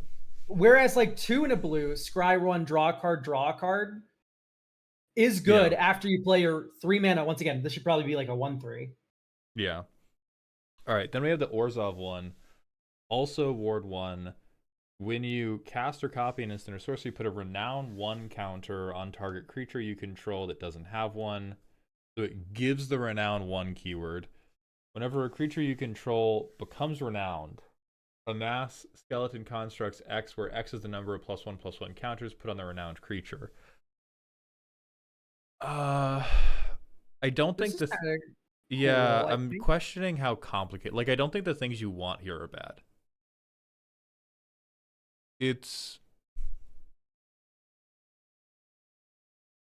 I'd be willing to see with this one. Yeah, I think once again, I don't like Ward 1. I think this is like a little bit too much for Ward 1. I think this could be a 1/4. Yeah. Yeah, renowned 1 counter is weird, but it's not like unheard of. Like you could put like a Bushido 2 counter on a creature in a Modern Horizon set, probably. Yeah. And that would probably feel not out of place in like a Modern Horizon set. Mm-hmm. Yeah, I would just if whenever a creature you control becomes renowned, I would just say amass skeletons 1. That's a really good point. Instead of like X, where X is the number of +1/+1 counter. Yeah. Yeah, I like that. Next is Coordinated Charge, which is a 5 mana instant to put a +1/+1 counter on each creature you control. I never draft these cards. This feels not this card is ass. Yeah. I was trying. This is very much a common. We're right on it. Yeah, for common rarity, we're right fucking on it. But yeah, woefully underpowered. And then next there is Reform Ranks, a 3 mana instant. Remove attacking or blocking creature you control from combat. Amass skeletons 2. Morbid, it gets flashback if a creature has died this turn. That's a really cool ability. I like the morbid. That's pretty neat. Fun. Yeah. Target attacking or blocking creature you control from combat, or amass skeleton. Yeah, okay, this is fine. Yeah, I like this one. It's a flash 3 mana 2/2, or you get to do a little bit of combat fuckery, which both feel blue, and then you get to do it again. Sure. Yeah, like I'd move charge up to 2 counters. All right, next is Hatred of the Living, a 3 mana instant. Costs 1 less for red or green. I love color hating. Perfect. Then it has Strive, so 3 mana more for each target. Okay, so the any number of target creatures. Oh, right. Any number of target creatures get -0, -4 until end of turn. So it's, yeah, so for 2 mana, you're double murdering against red or green. 3 mana, it's 6 mana. You're plague winding small creatures. Well, it's 2 mana. 2 mana gets you 1 creature, right? And then 4 mana gets you the second because you have to pay the Strive, but it's reduced. So if you're playing against Gruul, it's 2 mana. I think this should say the spell costs 1 less for each red or green creature that it targets. That feels a little. Yeah, you need it to apply to the extra targets, I imagine. Mm-hmm. But 4 mana for that is like really good to like double kill a red or like a Gruul player. That's pretty good. Yeah. It's kind of towing the line. I think it maybe should just be -3/-3. I would like that. Then it's more functional as a combat trick too. Yeah, and then it's not as dead. At common, this should probably be uncommon Yeah. because like 2 and a black for -0/-4 is murder most of the time. Mm-hmm. So actually, I guess it is fine. I've wrapped all the way back around. It's fine as is. All right. Beautiful. Print it. Then we have Royal Terrorgeist, a 7 mana flying trample frenzy 3. I have no idea what that does. Sacrifice. Frenzy gives it +3/+3 for each creature that blocks it. It's super Bushido. Jesus. Sacrifice one or more tokens. Monstrosity X, where X is the number of tokens sacrificed. When this creature becomes monstrous, target creature you don't control gets -X/-X until end of turn. I think I might be okay with this one.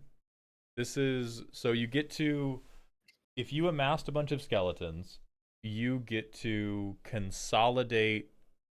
You get to consolidate all of those things. It's one big skeleton. Right, onto your Flampler, and you get to kill a thing for consolidating. But if you play it alone, it's a 4/5 with Flample and hey, don't fucking block me. But it's 7 mana. Like, it's 7 mana in like, this is like 1 or 2 mana away from fucking, this is 1 mana short of Sin, which I've had to play against like 5 times now. Oh, Frenzy's a power buff if not blocked. Ooh. If not blocked. So it's is that true? So it's a 7 whatever if you don't block it. I think that's appropriate. Oh, whenever a creature attacks, it isn't blocked, it gets +X/+O until end of turn. I see. Oh, this is part of a different faction. Why? This seems like the Amass Skeletons faction. Well, it isn't, because Mass Skeletons doesn't go wide, it goes tall. Oh, true, it goes tall. Right. My fault. 1 or more tokens is tough because you have like 7 food around, but that's probably fine. Target creature you don't control, and then it's just a huge beater. Yeah, sure, fuck it. I don't know how I feel about Frenzy. It's just kind of weird, but yeah. And then the last from this edited section is the Light of Eltharion, which I think is also a slightly different faction. It's a 5 mana legendary with 3/3 double strike, ward 3, vigilance, exalted twice.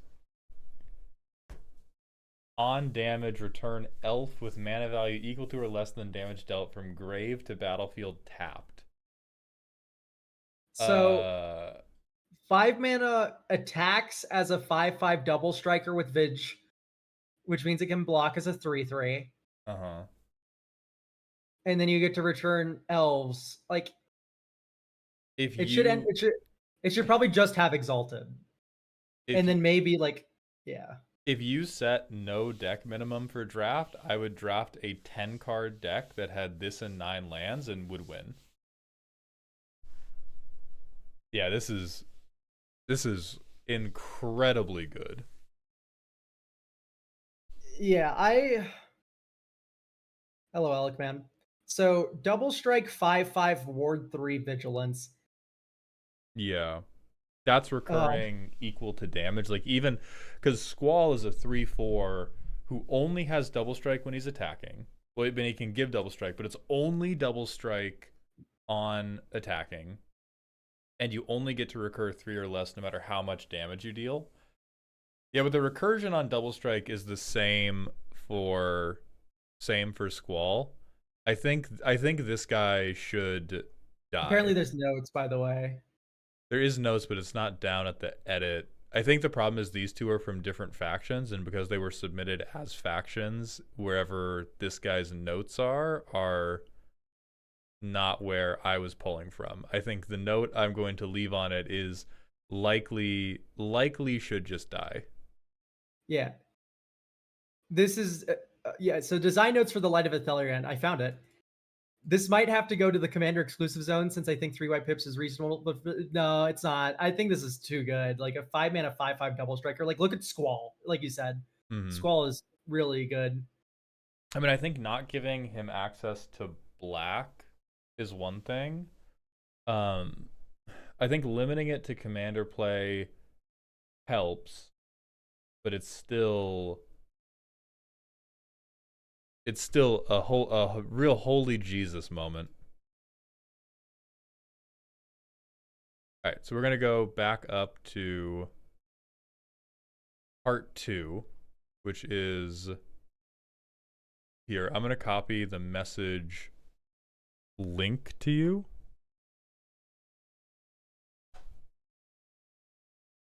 For where part 2 begins. I'm gonna forward this to my. I'm not. This is the different Discord. Oh This is no. my main. Oh god damn it. All right. Hi. And then that's the correct. we'll do this part 2, and then I think we're going to move back into other people's stuff for a little bit. Valentine, we're not just going through Age of Sigmar cards, but we're not taking new submissions this stream because we have a ton of old people's submissions to get through. I think we've gotten through like 20 or 30 other redeems, so we're just trying to, yeah. I DM'd you on the actual account that I would like the link. That's too bad. No, save me. There we go. All right, I've sent it to you. This is Relentless Discipline, a 3-mana enchantment. On end step, choose one. Put your choice of a +1/+1 first strike or menace counter on an army you control. Amass 1. Remove 3 counters from among creatures you control if you do draw a card. The second one actually isn't amass 1. By making a new army, you will have multiple armies in play. In fact, I said amass 1 because that's what it should be, not what it is. I know, but then the first ability is just amass 1, right? Because you put a counter on an army you control. Well, but you can choose first strike or menace instead, right? Yeah, I suppose so. But you should always pick amass 1 if you already did the first strike and menace. Mm-hmm. This feels wrong. I don't know. These first two abilities are so clunky with one another. I think it's how do I go wide with army tokens? What's wrong with getting another army token? I'm pretty sure you would have to choose where you want to amass with multiple armies in play. Yeah, but is that a big deal? It's also an arc. If you don't control an army, create a 0/0 black army creature token first, or you put a X+1/+1 on an army you control. I mean, that's just picking where you put the counter, which isn't that crazy.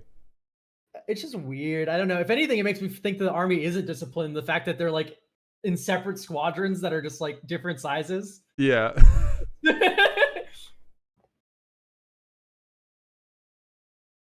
All right, and then we have Counter Strike, which is a 4-mana instant. As you cast it, remove 3 counters from creatures you control. If you do, copy the spell.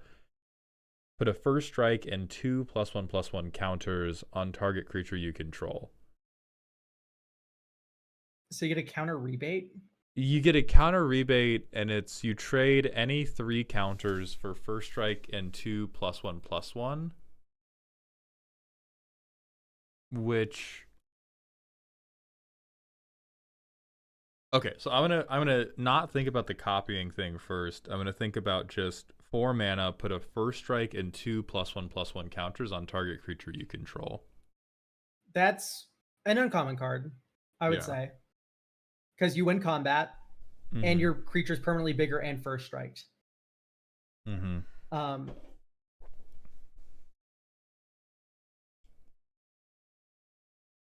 And you could potentially just, you either get 4 +1/+1 counters and redundant first strike, or you get 2 things that are good at combat.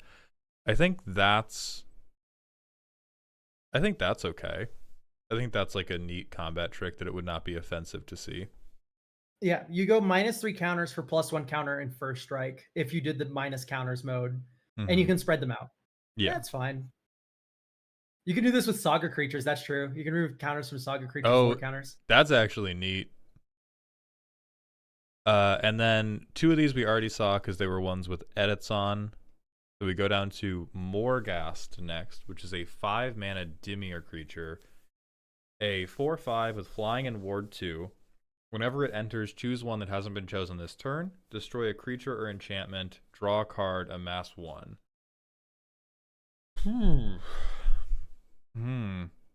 Choose one that has been chosen this turn when it enters. Yeah, so I'm assuming there's like flicker in.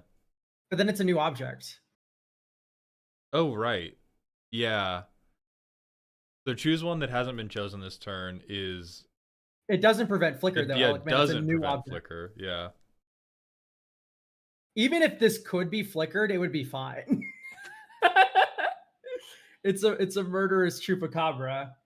Yeah, it's a murderous chupacabra. Well, a murderous chupacabra that can fly and fight good, which is way like murderous chupacabra. Yeah, Yeah, and I so mean, for Chupa's also rare.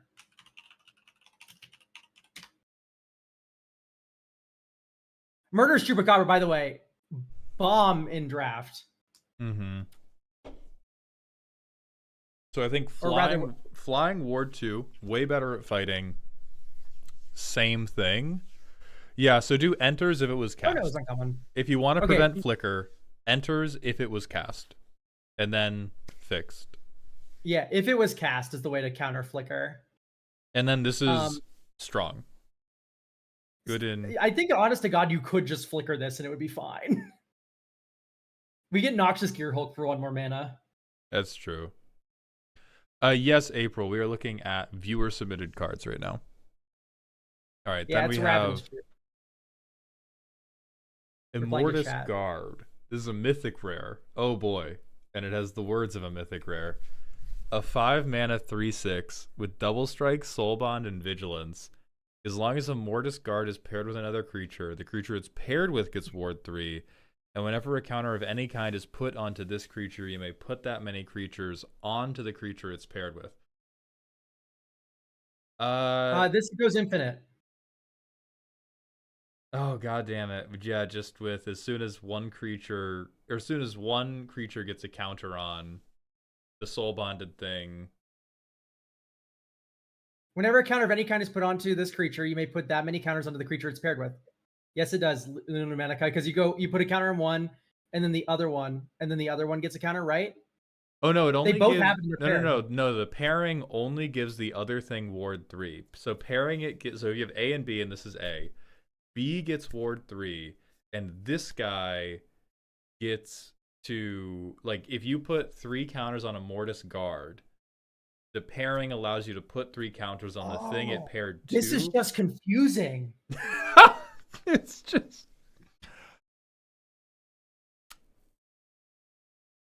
Yeah, this just isn't how Soulbond works. Which maybe you can shake it up for your set if you want to. I like. There's nothing.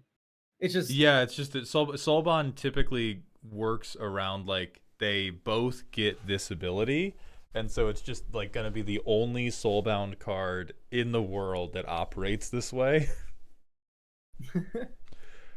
But like the combat keywords are not the worst here.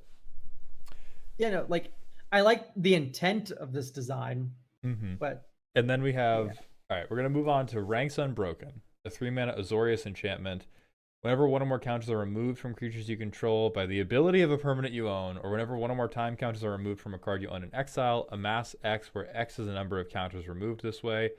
I think you just clean that up as, like, whenever you lose counters, amass 1. Yeah. At the beginning of end step, for each kind of counter put onto creatures you control, put a counter of that kind onto each creature you control. I think onto each is way too fucking good. Doesn't the first ability combo with Walking Ballista? And then you can also do, like, but so does everything. Yeah, exactly. I think the main problem here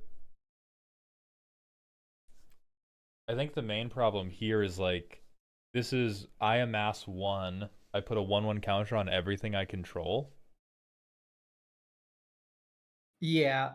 So Elikman, to answer your question, Immortus Guard is supposed to be like a bodyguard sort of deal. There's cards that represent bodyguards in Magic already. I would go with something like Zach Fair. Who you can sacrifice him to give a creature indestructible until end of turn, and then you put Zach Fair's counters on that. Have a Mortis Guard enter with a double strike soul bond, or have it enter with double strike vigilance counter, and then you can sack it to give another creature indestructible until end of turn, and then it gets its counters as well. Like that's cool. You can give a creature double strike soul bond, and then like also make a creature indestructible. Anyway, sorry, ranks unbroken. Yeah, this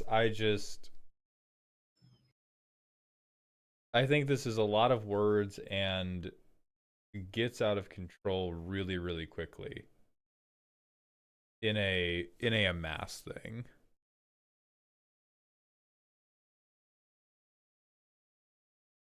From your own first encounters are removed from a card you own in exile. Yeah, this should probably just be a mass skeletons one, but the second ability doubling it on each of your end steps is a lot. Doubling it, and it applies your +1/+1 counters to all your non-armies. Onto each creature you control. Yeah. Oh yeah, so when you amass 3 during a turn, everything is +3/+3. This should be like 5 mana. Cathar's Crusade now. Yeah, if it was way more, I would be chill with it. Okay, but then we'll leave that there and move on to an actual 5-mana card, Liege Kavalos. A 5-mana 3/3 with first strike, flanking's back, renown 1, tribute 4. When it enters, if tribute wasn't paid, it becomes renowned. When this creature becomes renowned, amass 3, then put a first strike and a flanking counter on each army token you control. So when this creature enters, it becomes renowned as if it dealt combat damage to a player. I see. So it's this is either a 7/7, or it is a 3/3 with first strike and flanking. I get another 3/3 with first strike and flanking, and any other armies I have are first strike and flanking. I see. This should just say when this creature becomes a renowned, or if the tribute cost wasn't paid. That would just be a lot cleaner. And yeah. Yeah. Because like you can either get those flankings now, or you get them later when you hit.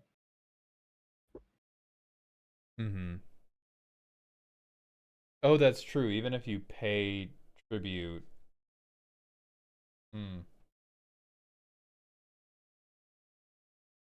God, what a mechanic. As it's worded, that this thing's very weirdly worded. I don't like that when this creature enters, if its tribute wasn't paid, it becomes renowned. That feels weird. But I get the vision. Is a 5-mana, like, I don't know, giving flanking to everything's like pretty scary, but it's only to on armies, so giving flanking first strike flanking. Well, giving flanking and first strike to everything is just, it's very hard to like map out, okay, how devastating is that going to be to combat in a limited environment? Because like limited combat is very often a game of like single toughness changes things. A +1/+1 counter will win you a game of limited. Right. And so everything being like, we give ourselves, we're moving around 1/1 counters all the time. We're giving out -1/-1 effects. It's just like the mind palace is in disarray, attempting to figure out how terribly this would swing a board in your favor. The reason it's specified as if it dealt combat damage is so it gets a single counter. Yeah, like I know, I just don't think this card works in the rules of Magic, and it's still like there's a lot going on here. Yeah. Like the limited environment would be as complicated as a Warhammer game, which maybe this was. I think if this was 5 mana, first strike flanking for a 3/3. A mass skeleton constructs 3, and then put a first strike and flanking counter on target army you control, it would be a very good rare. Yeah, like you would. Like I'm trying to axe the renowned. Yeah. And the tribute. Okay, we're gonna move on from Kavalos to another 5-mana bomb, a mythic rare, Catacros Mortarch of the Necropolis. First strike, vigilance, ward, discard 2 cards. Supreme Commander, whenever one or more cards are put into a graveyard, amass X, where X is the greatest mana value. Tap, make a copy of target army token you control with base power and toughness XX, where X is the number of counters on the targeted army.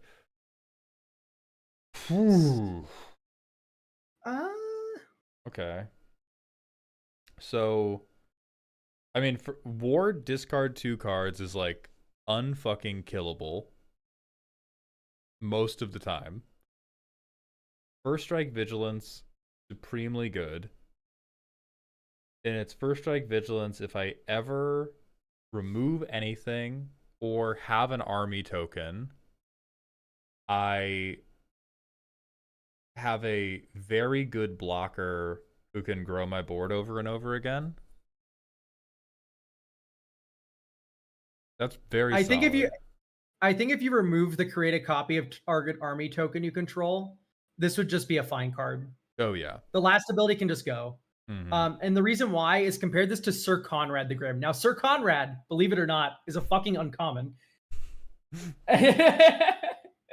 And this basically rewards you for the same exact thing, which is things going into the graveyard from anywhere. So I think just take this ability, take the cool keywords in the ward if you want them, but axe the last ability. Put that on a different rare. Yeah. Hell, put that on this rare. Put it on Liege. Oh sure, yeah. Because I think like this would just make armies by virtue of combat damage creating pressure for you to block and lose stuff. And I do agree with the people in chat bringing up like first strike is only cool when first strike has scarcity to it. And I think like half of the cards we have looked at so far have first strike. And so now it's not even a cool thing or even a benefit. It's like the price to enter. I did, Alec, and I just don't know. Like the thing is, it's difficult to help any of these cards because you're trying to have too many moving pieces in every single card. Like that is what's making them difficult to balance. You also need to start exploring first strike while attacking. This is a design thing that Wizards has noticed a lot, is blocking with first strike is broken and unfun. Yeah. So, yeah. That is a very good point. First strike while attacking would, I think, save a lot of these things and still give the energy you want versus here's my first strike vigilance guy. Like this guy is an insane motherfucker. Just absolutely insane. And then you just keep the total word count lower, give them first strike while attacking, and split some of these abilities off. Also, this goes like semi-infinite with one card, which is actually problematic because this is a legendary creature. Altar of Dementia. You can sack the skeleton construct army each time, and then they mill X, where X is the skeleton army's power, and then here's the next one, here's the next one, here's the next one, here's the next one, right? So maybe it only triggers once each turn. I don't know. Or you may do this, and then once you do, you can't do it again. Yeah. But yeah, Altar of Dementia, big red flag here. Okay. Yeah, unless they hit, if they hit 6 lands in a row, Felian, then you brick, which makes it even worse because it's like Zelix, Altar of the Brood combo, which is like that shit's so annoying to resolve. Or Mind Crank Sir Conrad, so annoying to resolve. Yes, I know tokens dying aren't going to the graveyard, but you mill a target player for the power with Altar of Dementia Choo Choo Beans. I'm not talking about this thing dying. Yeah. Okay, let's leave that where it is. Next is Archon, Mortarch of Sacrament. A 4-mana 3/5 with Flying, Ward 2, and Wither. At least there's no first strike. Magecraft. You can recur something based on CMC with a finality counter. Okay. And it can tap to deal damage, and it draws you a card on beginning of end steps. So this is another thing of like, pick 2 of these. That's a card.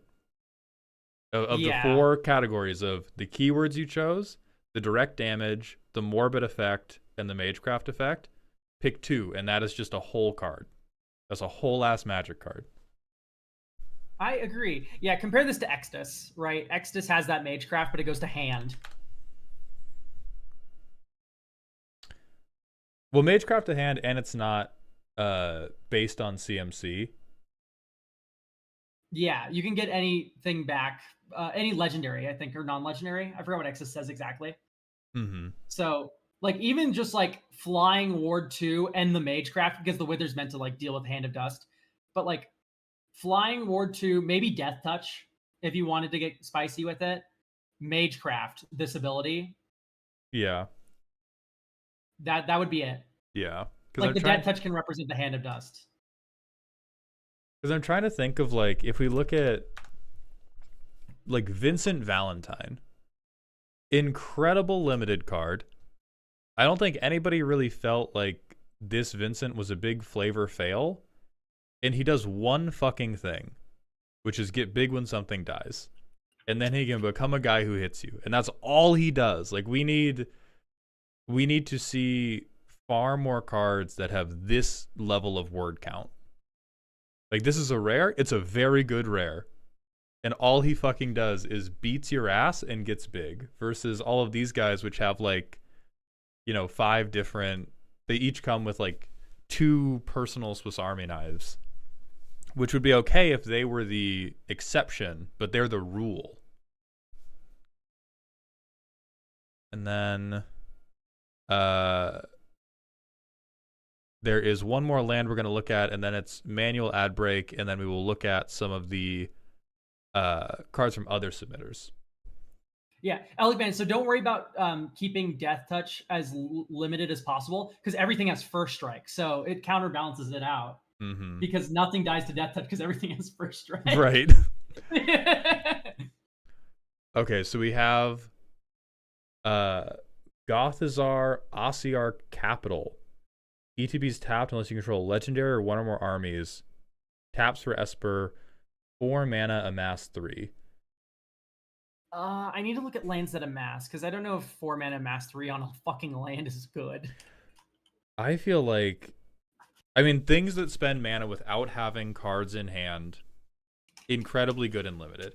This is one of those things. Compare this to Castle Garenbrig. Right. Like, this is a thing in like Commander. You blink a little bit. Yeah, look at fucking Barad-dûr. For 5 mana, you get a 2/2 only if a creature died this turn. And that's main set.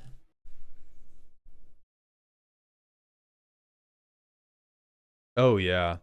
Yeah, so this is... So Barad-dûr is the thing you want to look at. Yeah. And this is a 5 mana 3/3 that also fixes colors. So this is like... I don't know. I don't think you would pack one, pick one this, but you would... If you saw this in pack 1...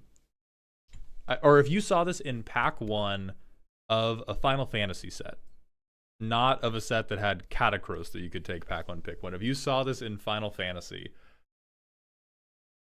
unless I saw like Dion or Vivi in that pack 1, like I'm probably taking this shit. 4 mana make, or 5 mana make a pretty sizable blocker, bare minimum. That's very good. Yeah, Castle Garenbrig and Barad-dûr is what you want to look at here. Mm-hmm. And this is just so much better than both at the same rarity. Should it go to amass 2? Less. Think less. Should go to amass 1 sorcery only. Yeah. Maybe even for 5 mana. So 2 Esper, amass skeleton, constructs 1 as a sorcery. So that way it isn't an onboard combat trick. Okay. We're going to hit the manual ad break, and then Elk, how much longer do you have? You have... What do you mean how much longer do I have? I don't do anything on Thursdays. So fucking real. All right, then we're going to hit the manual ad break and see when our brains shrivel up and die.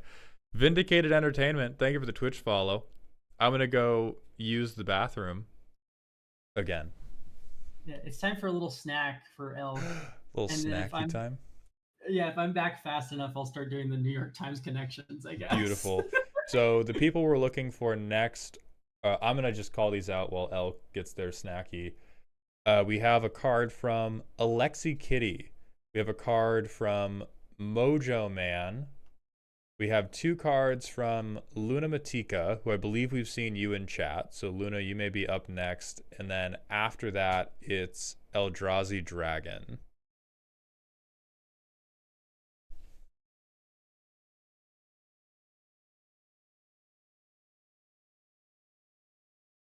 Headphones are low battery because I keep them on overnight, so now I actually have to take them off my head.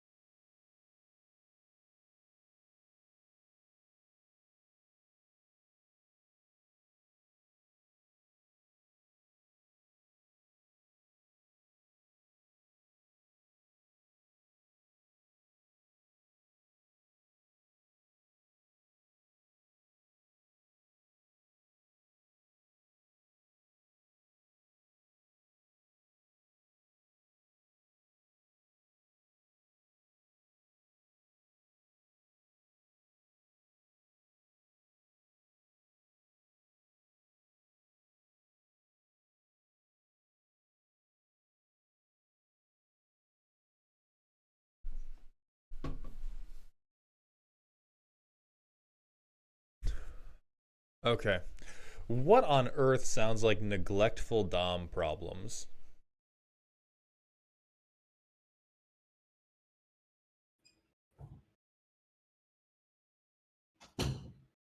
Okay. And then I know Lunatic's here. Who the fuck else was I looking for? Hell yeah, Bone Lord. Have a good one, my friend. The comment above that. Oh, my sub died midstream. Fucking excellent.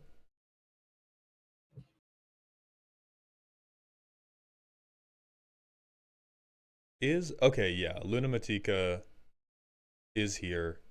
Good. I don't think so Mojo, Alexi Kitty, and Eldrazi Dragon, I don't think I'm seeing.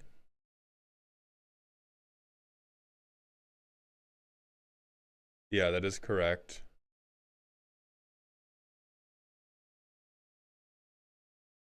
A list of the heroes that's going would be pretty baller NGL. It would be, and it would be far impossibility. Yeah. It would also be a lot of logistical work to set up. But Diego plays is here, and so you had a card earlier that I will pull up.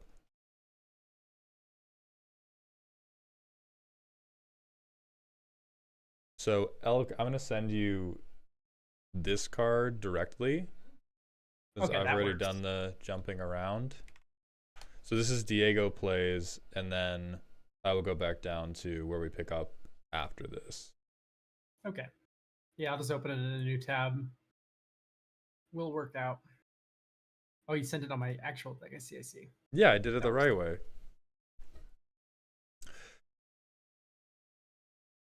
Okay. Gilgamesh, King of Heroes. A 5-mana 3/3. Nope. Eminence. Fine boom. Bad. I don't care what it is. Maybe it's a cool eminence. Okay, yeah. Maybe it's cool. During your turn, whenever Gilgamesh, King of Heroes is in the command zone or on the battlefield, treasure tokens you control gain. Sack this artifact. It deals 1 damage to any target and loses all other abilities. I re-vine boom you. Re-vine boom you. First strike and reach. Whatever one or more non-token artifacts your opponents control enter, and make that many tap treasure tokens +1. Okay, so let's talk about why this sucks. Yeah, Goblin Bombardment's one of the worst cards to play against in Magic the Gathering. Yeah, this is that Grixis sack the board over and over. This is that card again.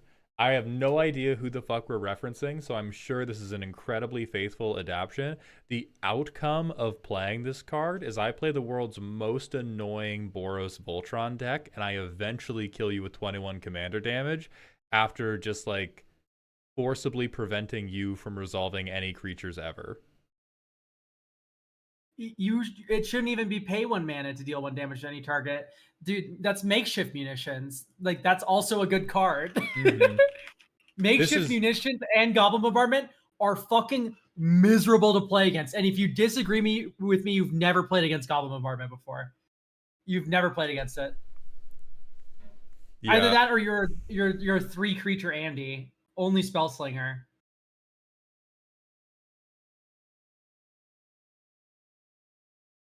Yeah, so this is I mean, you go to Smell Prison for this one for sure. Yeah. Hey, what you could do is you could make Gilgamesh into a... You could just have this ability not on an Eminence. Yes. If this was not Eminence, I would be more okay with it. But the fact that he didn't even have to fucking be there, and he's the most annoying guy ever. Yeah. Yeah. And Gia, thank you for the 1-bit cheer. Every little bit helps. Okay, we're going to go back down to... Who the fuck did I say was next? Lunamatikas. So this is Josefka Kind-Hearted and Josefka Cunning Imposter. So Josefka, let's fucking go. I love Bloodborne. It's yes, please. 2 mana, 1/2. Soul Sister-esque effect, or like Impassioned Orator or whatever. Life gain on creatures. Oops. On death, you may pay 4. If you do investigate, then return. You become a 4/2. Where is this? Sorry, I don't see it in here. Don't fuck it. It's at 12:54 p.m. I will grab a message link for you. I found it. Okay. Good. So I want to see if this is a cool flavor win or not, because I can explain this character's lore in detail to you. Perfect. Of which there's not a lot, and it's kind of difficult because it's a FromSoft game, but still. So it's a 1/2 that flips into a 4/2 with Menace, and whenever it enters and whenever a non-token creature dies, make a 1/1 blue kin creature token named Tragic Experiment. Oh, fuck yeah. Okay. So when it dies, you may pay 2 white/black. If you do investigate, then return it to the battlefield transformed. Dink. Menace. Enters, and whenever a non-token creature dies. Okay. So the Josefka is someone you meet on the first night of the hunt. Mm-hmm. And she's like behind a door, and she's like, "Oh, my patients are all very sick. I can't let you in. I'm so sorry, but here." And she gives you some of her blood, which is a healing item. And then when you meet her later in the game, she's been killed and turned into a celestial emissary, or not killed, but transformed into a celestial emissary, which is a like a failed experiment from Bergenworth. There's so many proper nouns I'm throwing at you right now, but basically, it's a mutated human that's been made to contact the old gods, and the new Josefka is fucking evil as shit. Yeah, no, this works out pretty well. Okay. I think it is a little clunky in the terms of how it dies. I think it should maybe be like a disturb card. That would be, because as it is, it's a little bit. Oh yeah, you can cast it from the graveyard for this. So I would like to actually put this in the Hall of Fame examples as non-overloaded flavor win. We have a 2-sided card that is capturing some degree of flavor and is doing very little. All it's doing is you can gain life on the front, you can do something to flip it back that reference with investigate, and on the back, it like, this supports an Orzhov aristocrat strategy because it replaces the creatures you get rid of. It has a very whatever stat line that doesn't make you freak out. So like it does the stuff, but it doesn't have to. Yeah, very, very svelte compared to a lot of the other things that are like, what if we achieve a flavor win by using every spice on the spice rack, which is for everything we've seen. If you want to get really cute, instead of investigating, make a blood token. Like, I think the Bloodborne set should have blood tokens in it. That just makes the most sense in the world. Um, and this is really nitpicky, by the way. And man, I really like this. This design's cool. I just like it. What I like about it most is if you have multiple Yosefkas in draft, the legendary aspect of the card is actually not that bad of a drawback because you can play your Yosefka into your Yosefka, legend rule the first one, and then return it as the cunning imposter, and they synergize with one another. This one gains you life whenever one of the blue emissaries enter, which is just fucking dope.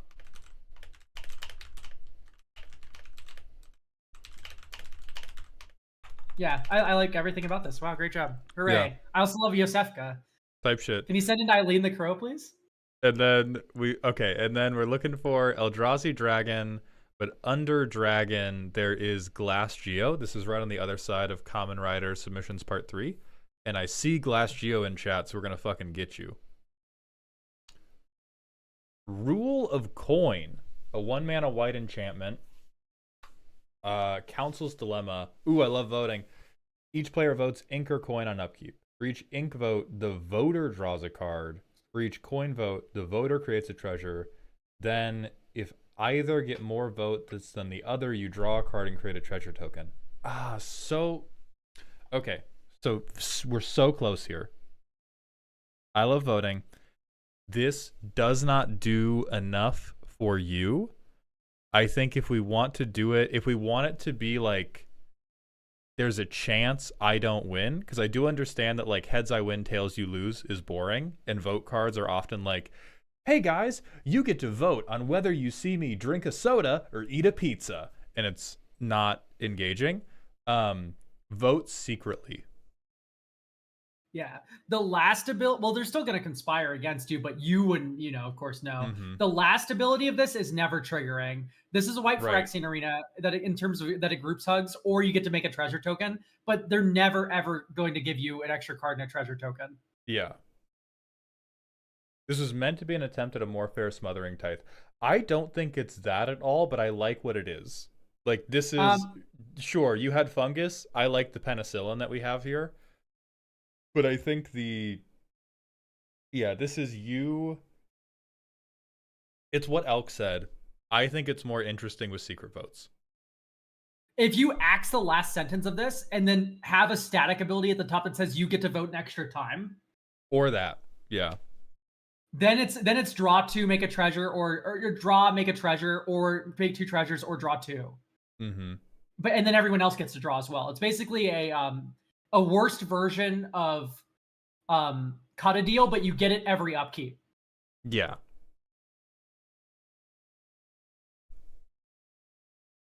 Okay, and then next we have Hirobi Death's Bounty. So this is to make Hirobi an OTJ criminal. 5 mana 3/3 Death Touch persist. On crime, put a bounty counter. Whenever a creature with a bounty counter dies, each player other than that creature's controller makes a blood. Whenever a blood is sacrificed, put a +1/+1 counter on this creature, gain a life.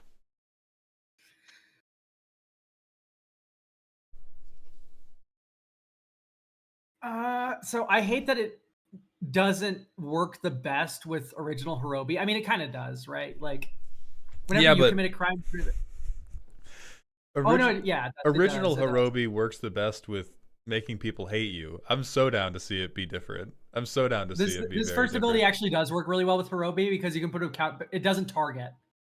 So it puts a bounty counter on something without targeting. So that itself is not a crime. And then you go ping. That's kind of fun. I think it's too weak. I agree. I think it's a little too weak. Persistent +1/+1 counters. You can't do that. What's persist? It comes back with a -1/-1. If it didn't have one, yeah. And then it's if any blood token at all basically is sacrificed, you get to remove the persist counter. Is that not the point of the weakness though? This is not meant to happen on a magic card. This is the same thing as like Death Touch Trample. It doesn't matter if it's not strong. It just can't happen. Okay. Then kill that. But otherwise, I think we're okay.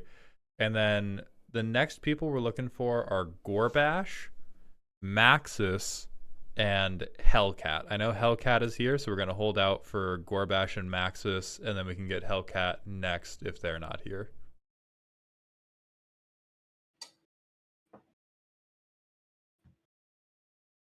This concept was my friend said Hirobi is the best crime lord. I think it's a decent shot at that, but yeah, persist 1/1 counters, we get you with hammers.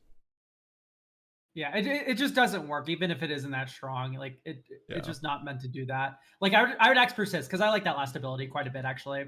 This reminds me a lot of the one bat that we got in the Bloomborough precon that makes blood tokens, and then whenever an artifact token sacrificed, you get counters in life. It's like that's fine. Peacock, we do have yours earlier in the stream, so we will do you right after Hellcat. We were calling out names, we didn't see you at first. Elk, I've sent that to you, so you can just open it in different. I saw this art and I was really excited to look at it. I hope it isn't bad.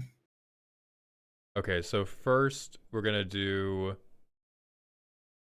No, Undying's perfect, because if you do Undying +1/+1, it means if I haven't gotten anything out of this yet, it comes back. It comes back. But if I have, I get fucked.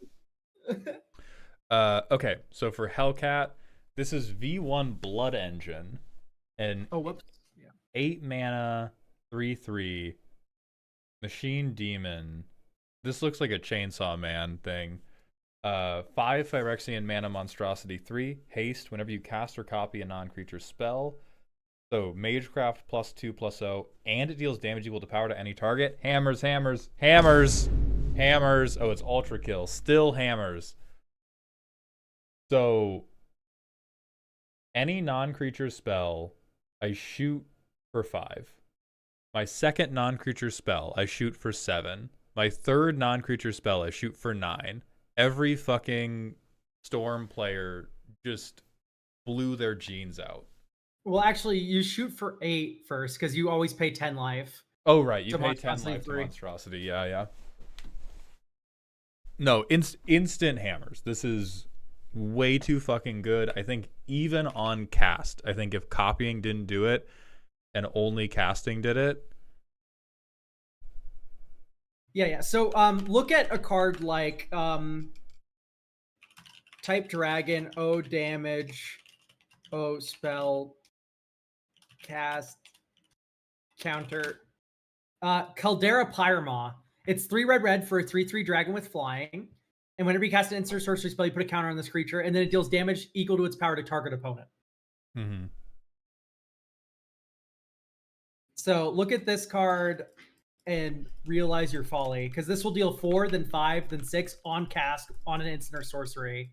Mm-hmm. This is on a non-creature, so 0 mana artifacts would trigger it. Yep. You could just Cheerios. You just Cheerios you, and if you ever shoot a creature, you get a blood token if you're bricking. Oh man, you know where this would be really good is in shops and in vintage. Because you go, this would have to be restricted in vintage, I think. Because you would go Urza's Workshop, because this is an artifact creature, and then you go like Mox, like literally because you have all the Moxen and Soul Rings and shit. You would drop this for 5 mana and just go pew pew pew pew pew pew. They'd fucking die. Even getting rid of the shoot clause, it has haste. I think rather than get rid of shoot, you have to get rid of the pump. Or the pump has to be like. Oh yeah, caster copy. This is also Witherbroom Apprentice material. Yeah. So just instantly you go to hell. I think if you made this +1/+0 on cast only, or if you got rid of the pump entirely, you could keep the shoot clause. Because then it's like, okay, I pay a shitload of life to get my big gun out, and then I shoot you with it. Maybe that can work. Still immediately banned in vintage, but who cares? Yeah, I think if you make this a like 5 mana gutter snipe, let's like remove all of the Phyrexian mana. It has connotations, which I don't think you want, which are like it's a Phyrexian or whatever. 4 and a red. Whenever you for 3/3, whenever you cast a non-creature spell, it deals 2 damage to any target, and then you keep that if creature dealt by damage, create a blood token. Like that would be fine. It would still be very good. Mm-hmm. but yes. And then Hellcat, we're skipping the gun spell because I'm pretty sure that's going to get me demonetized. But thank you for trying. And then next we have, and now we go to the Jund tree from Peacock, coveted Peacock card, which is Lavis, Scion of Rot. Hell yes. So this is a 6-mana tree folk mercenary. Whenever Lavis or another mercenary you control enters, host a bounty. Exile the top card of your library. You may play it on any turns that an opponent lost life. Whenever you cast a spell from exile, you may sack something to so it's casualty 0 basically. If you have any creatures to sack, you get to copy the spell. I think if this said like spells you cast from exile have casualty 2 or something, that would be kind of cool. Yeah, I'm looking at I'm trying to compare this to Anhelo because this is Grixis casualty. So he's a 1/3 with Death Touch. So he's like, I am. Hold on, I need to clear out all the because I've just been opening these over and over. This is I have a blocker, which Lavis also does, but also hits good. On ETB exile, Jund is also totally fine at exile drawing anyway. And you can copy any spell, and it's twice as much mana. For me, this reminds me of like Wart the Raid Mother. Well, it doesn't do that for me, but it does remind me of a card that costs 6 mana. And so if it costs 6 mana, I'm willing to let you get away with a lot of Value Town shenanigans. Yeah, this works. I think this site just works. Yeah, this card just works. The council allows it. Yeah.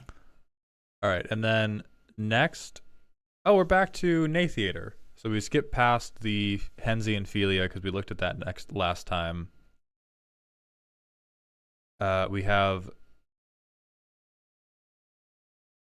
Okay. Non-demonetizable thoughts about the gun card. This, just looks like a bad joke card. So I don't have many thoughts about it. Yep. We have Saint's Retribution from Nathiator, which is a 2-mana sorcery that is destroy target artifact. If that was a creature or target creature you control gets buffed. Terminally fine. If that artifact was like, this is. Oh yeah, Nathiator. Continuing the streak. This is a common. I like it. This is a common. Then we have Pulling the Fabric. 1 mana green. Fight spell. This is Bushwhack. Hold on. This is Bushwhack. Hold on, you motherfucker. Exists. Plagiarism! This card just exists. It is called Bushwhack. Yeah, this is just... Okay, Bushwhack reprint for... Genuinely, this could just be the, Edge of Eternity's Bushwhack reprint. Oh, there's a comment on them. Oh, okay. They realized after submission that they just made Bushwhack. All right, next. Yeah, so what's hilarious is if you print this Bushwhack and then have Bushwhack and have what's it called? A Battle at the Bridge or Bridgeworks Battle, and also Colony Ambush, you have 4 green cards that are also lands and a fight spell at the same time. Jesus God. Okay, we have Crush the Ghost. Kill a creature. If it's an artifact creature, exile it instead. Beautiful. Is that not weird for black? No, this is a murder. Yeah, it is a little weird for back to exile an artifact creature because they get go for the throat. Right, normally they get to do less to artifacts rather than more. That's the only part I think is weird. Power level's fine. I think it's okay. Okay. I think it's fine for black to do this. I would make it 1 black though. Make it a murder. Oh, it is sorcery speed. Yeah, this is totally fine. Okay. Then we have Chart the Ley Lines. Make cast this. Oh, so it's Metalcraft Flash. Draw 2. That seems fine. Yeah. Yeah, this is Quick Study. This is worse than Quick Study. And then we have War with the Cabal. 3 mana enchantment. Discard a card, draw 2. 2 and sack. Creatures you control get +2/+0 and haste. So this is like Bitterer Reunion, right? Because we have to spend mana to sack it, but we get a banner effect, and it's a little bit more expensive. Bitter Reunion is an awesome thing to name this. Yeah, I like Bitterer Reunion. I'm cool with that, Nate Theater. You pass. Yeah, it's funny. Great job. All right, and then other people we're looking for is Guardian of the Moon, Splicer Cal, the Idiot V2, also known as Thronglar, or Power Flapjack. Splicer It Cal, should say okay. you may discard a card, not discard a card, period.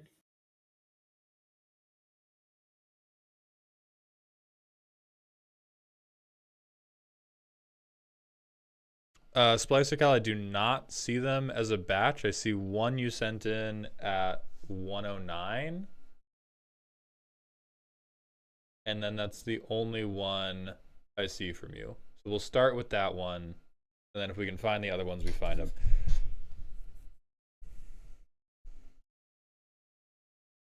I'm copying the image in case. I only put in one, is what Splicer Cal says. Oh, okay. I see it. I see it. We're talking about Splicer Cal's Chris, right? Yeah, Chris Dreamer, Lightener. 5 mana Esper 3/2, Knight Affinity. On attack, multicolored knights and heroes gain menace. When a hero ETBs, gain 1 life, draw a card. This works with like job select, right? This would work with job select. I don't know why it has to be multicolored knights and heroes you control gain menace. Whenever a hero enters the battlefield, you gain 1 life and draw a card. So this is like Holland, like Chillane. Yeah. Chillane for knights. Well, I think it's closer to that Mardu whenever legendaries enter, because hero is much more constricted than any creature. Yeah, it's kind of weird to have like the jostling creature types going around. And at least to me, this doesn't scream Chris. As someone who's played Deltarune, like it doesn't scream Chris to me. I don't know. It just kind of, in my opinion, a little generic. Yeah, but I think it's safe. I think we could accept this. Yeah, it's safe, but it's like it's weird that it's affinity for knights, and then it cares about heroes. That's true. And then it's just not giving Chris. I think especially if you've made other customs that are specifically for hero support, just double down on heroes, right? We saw what Madra did. Be bold enough to commit to your creature type and make them kill God. And Atomic Shark, knights are not heroes. Sir Conrad is not a fucking hero. That guy's a simp.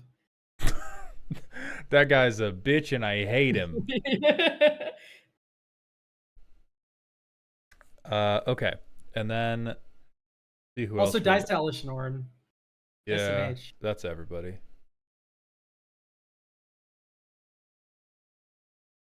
All right, I'm still looking for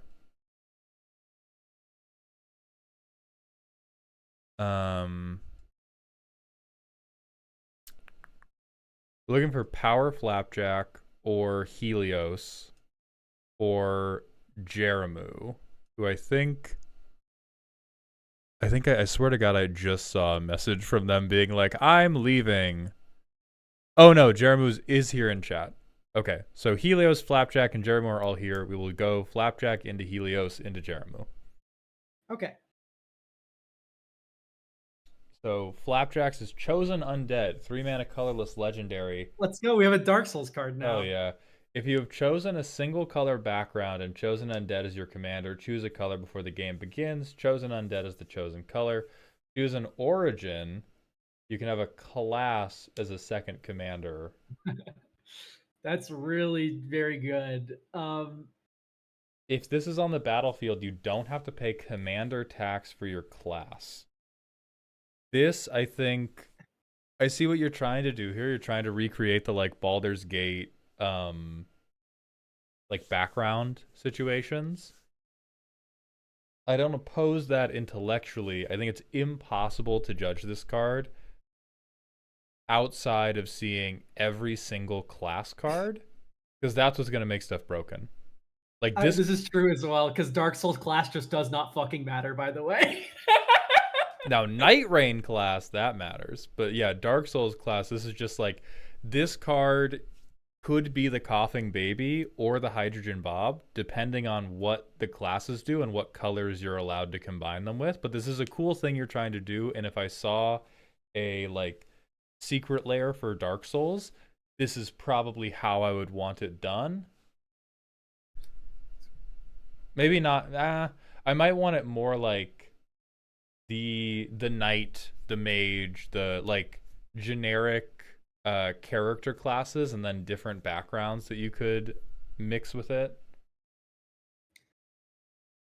Yeah, yeah, you can put like fighter class in the command zone with this, or Oh yeah, I mean you can use the class cards that already exist, but let's play like good Magic.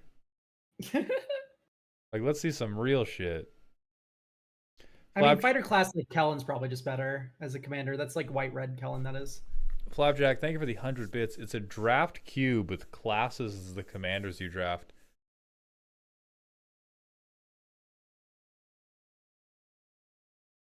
I guess sure. Yeah, I just don't like, so Bonfire's Memory, if you don't have to pay commander tax for your class, and then also just like you get to choose a single color. Is this like the prismatic piper of your set? Oh yeah, most definitely. Because this does just feel like it doesn't do a lot. If classes are already able to be your commander with the other ones. And also you need to be very careful with your other choose an origin commanders, because you don't want to have 3 colors and 2 commanders. That's something that they've wanted to avoid. And you especially don't want 4 colors and 2 commanders. Mm-hmm. Okay, so next we have Helios's Baruch, Reluctant Warrior, a 4-mana Boros Defender with Trample. I already want to vomit. So a 4-mana Boros card that can't fight because it's a 2/2. Also can't fight because it's Defender. However, it has Trample. Whenever anyone attacks you, put a counter on Baruch and another creature you control. As long as Baruch has 3 or more counters, it can attack as though it didn't have Defender. I see what you're doing here. I'm okay with the flavor. This is another instance of we have taken the means of production outside of the hands of the person playing this, which sucks. That's a bad thing we don't want to do. Yeah, like I don't like that. I would like it if we had less goad and more like force things to attack you in specific. But there's one card that does that in existence. So yeah, if we had a set that could goad stuff into you, which would never really fucking exist, then this is great. But right now, yeah, we need taunt. We need taunt for this to work, and then this works great. As the game currently is, you sit there and you're like, please do not force me to violence. And everyone goes, okay. And they just ramp into Bahamut, and they don't attack you until they can kill you in 1 hit. Yeah, that you play this, and then Grey Merchant of Asphodel rips your soul out.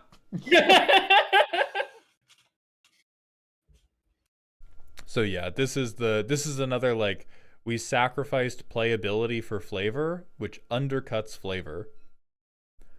And then Jeramu's stuff, who's also doing an Age of Sigmar set. We cannot escape it.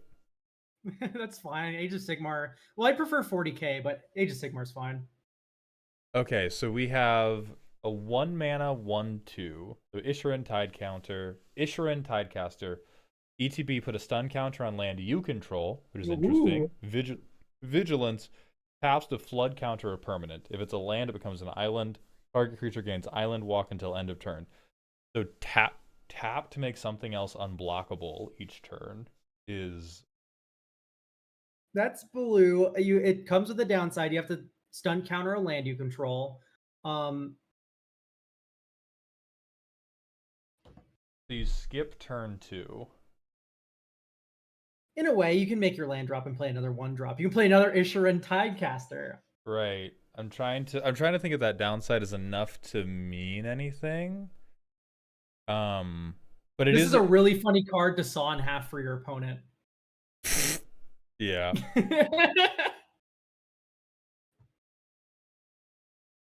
The way it is worded, it is not either or iron ore. It is both. And what this functionally says to me is, like, it doesn't it does not mana screw an opponent, but I give my opponent one island, and then whatever I want is unblockable for the rest of the game.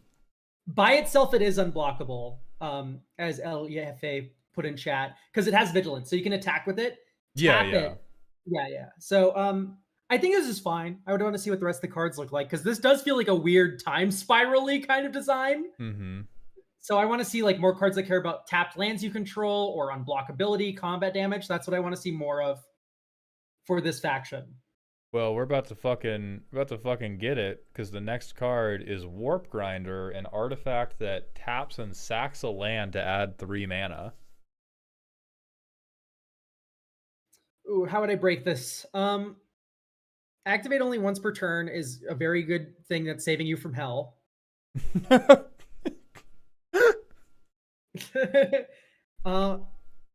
So you go tap, sack a land, add 3 colorless. I mean, this just feels like Orcish Lumberjack. Yeah. This is some big rampies. It's the Blumberjack. I don't like that it's basically haste.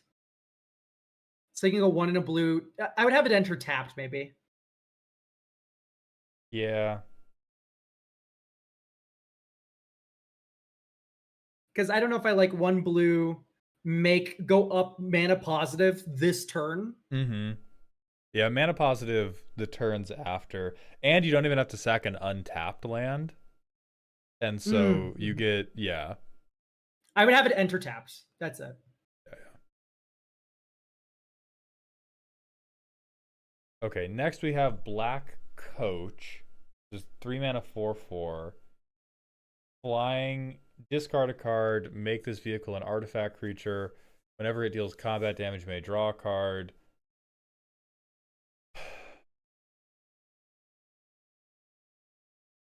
So it's Smuggler's Copter with Cruise 0. Yeah. And it's 4/4. +2/+2/+1 mana. This is probably too good.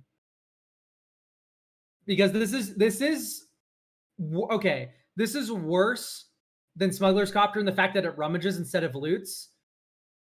But it is +2/+2 on top of its existing, and you don't have to crew it with any creature. So I think the greatest allegation this card has to beat is that Madra said it's fine. I don't think this is fine. Right, that's the thing, because that's resident cleric expert is like, yeah, this one's fucking great. Dramatic stinger sounds. I think like this is not, I don't know if this is like they call for bans immediately, but I think this is, if you ever see it, if I ever saw this in draft, I would pivot whatever I was doing to play this. Because a 4/4 flyer just beats the fuck out of everybody, and I can crew it without needing to tap a creature, and it draws me cards. It's not Psychic Frog, chat. This is not a Psychic Frog. Let's calm it down. Let's be a little bit reasonable. But if this is also at common, this is ridiculous. You cannot print this card at common. This is mythic rare as it currently is. Okay, let's move on to Mortek Guard. A 1 mana 1/1. 3 mana, return it tapped. You can exile a creature to make it cheaper, and you can get as many as you want. That seems very fine. Yep, this one's common. Yep, this is good. Yeah, no, this is fine. Great job. Okay, then we have Rotbringer Sorcerer. Actually, with Pitiless Plunderer and oh, what if I got you? What if I got you? What if I got you? That works with Free Assembly Skeleton as well. It doesn't matter. So the 3 mana dork. So it comes in as a 0/3. You tap it to add green for each -1/-1 counter. Put a -1/-1 counter on it. I think that's interesting. I'd be inclined to let you rock with that. Yes. So this reminds me a lot of the other 3, like Yavimaya Elder. The first time you activate it, the next time you activate it, it's -3/-3. This would be really fun in Falco Spara, because you can remove the -1/-1 Yeah. counters that cast up off the top. This card's just fine. Yeah, I like it. Okay, and then next we have Tree Revenant, a 2-mana 1/1, but you can bestow a land. It taps for mana if it's a creature. When enchanted land becomes tapped or attacks, add a green. Until end of turn, you do not lose this mana steps and phases end.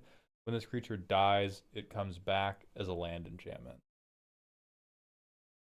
I think this is a lot of it necessitates a lot of words for very little payoff, but that it's not fucked up. Yeah, so it's a 2-mana dork, or you can have a shit overgrowth in terms of like it's a 3-mana aura that goes on a land and makes it tap for 1 extra. Mm-hmm. And it is Um, green specific too. I'm inclined to agree with Little Mix Doom of like it's definitely not too good. It's like too weird for common almost. But yeah, I think I agree with that. it is very fine power level wise. And so I'll leave it at like damn, he talking a lot, but it is an okay thing, and move on to Dark Oath Chieftain, who is a Rakdos 2/2.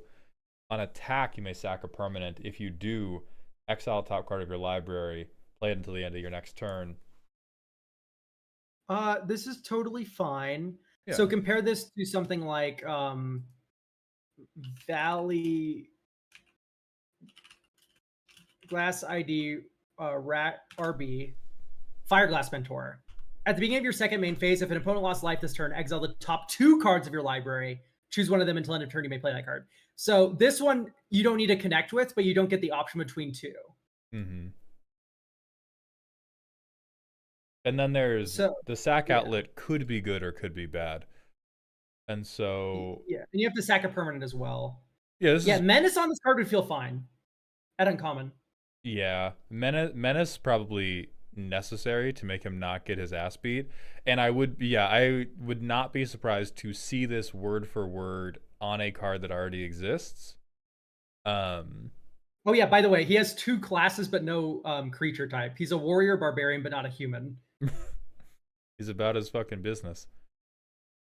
Next we will see Free Guild Marshal, a human soldier with Valiant.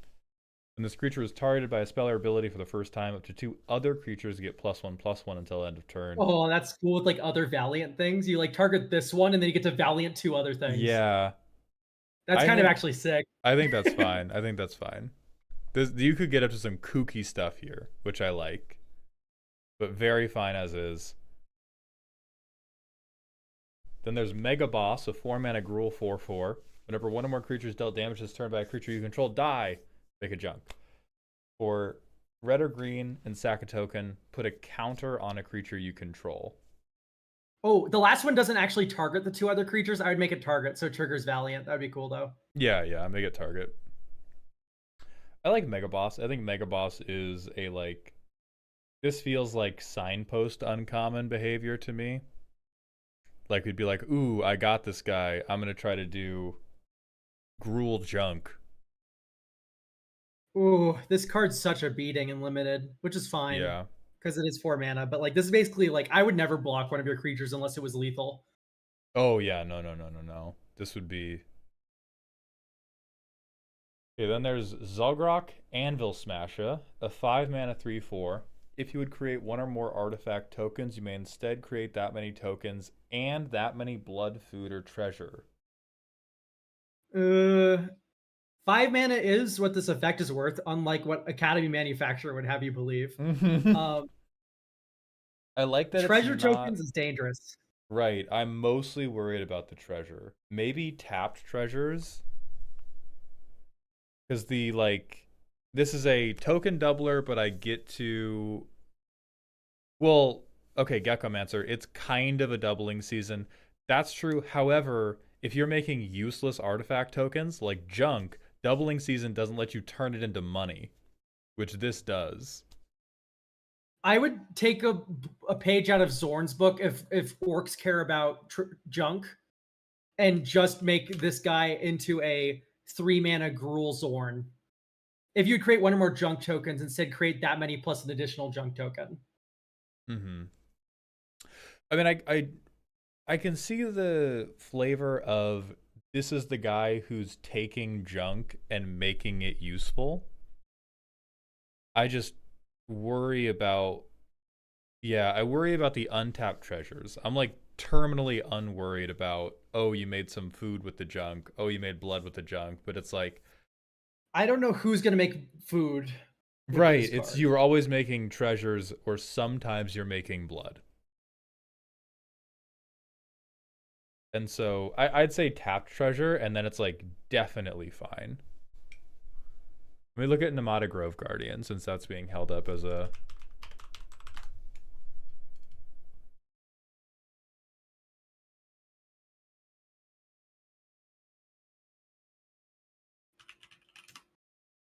This is a tremendously bad card. Yeah. I don't. Um, I don't want to look at them anymore. this card doesn't even like go infinite though. With like yeah, I don't know what we're saying here. Yeah. So then, all right, and that is the end of that section.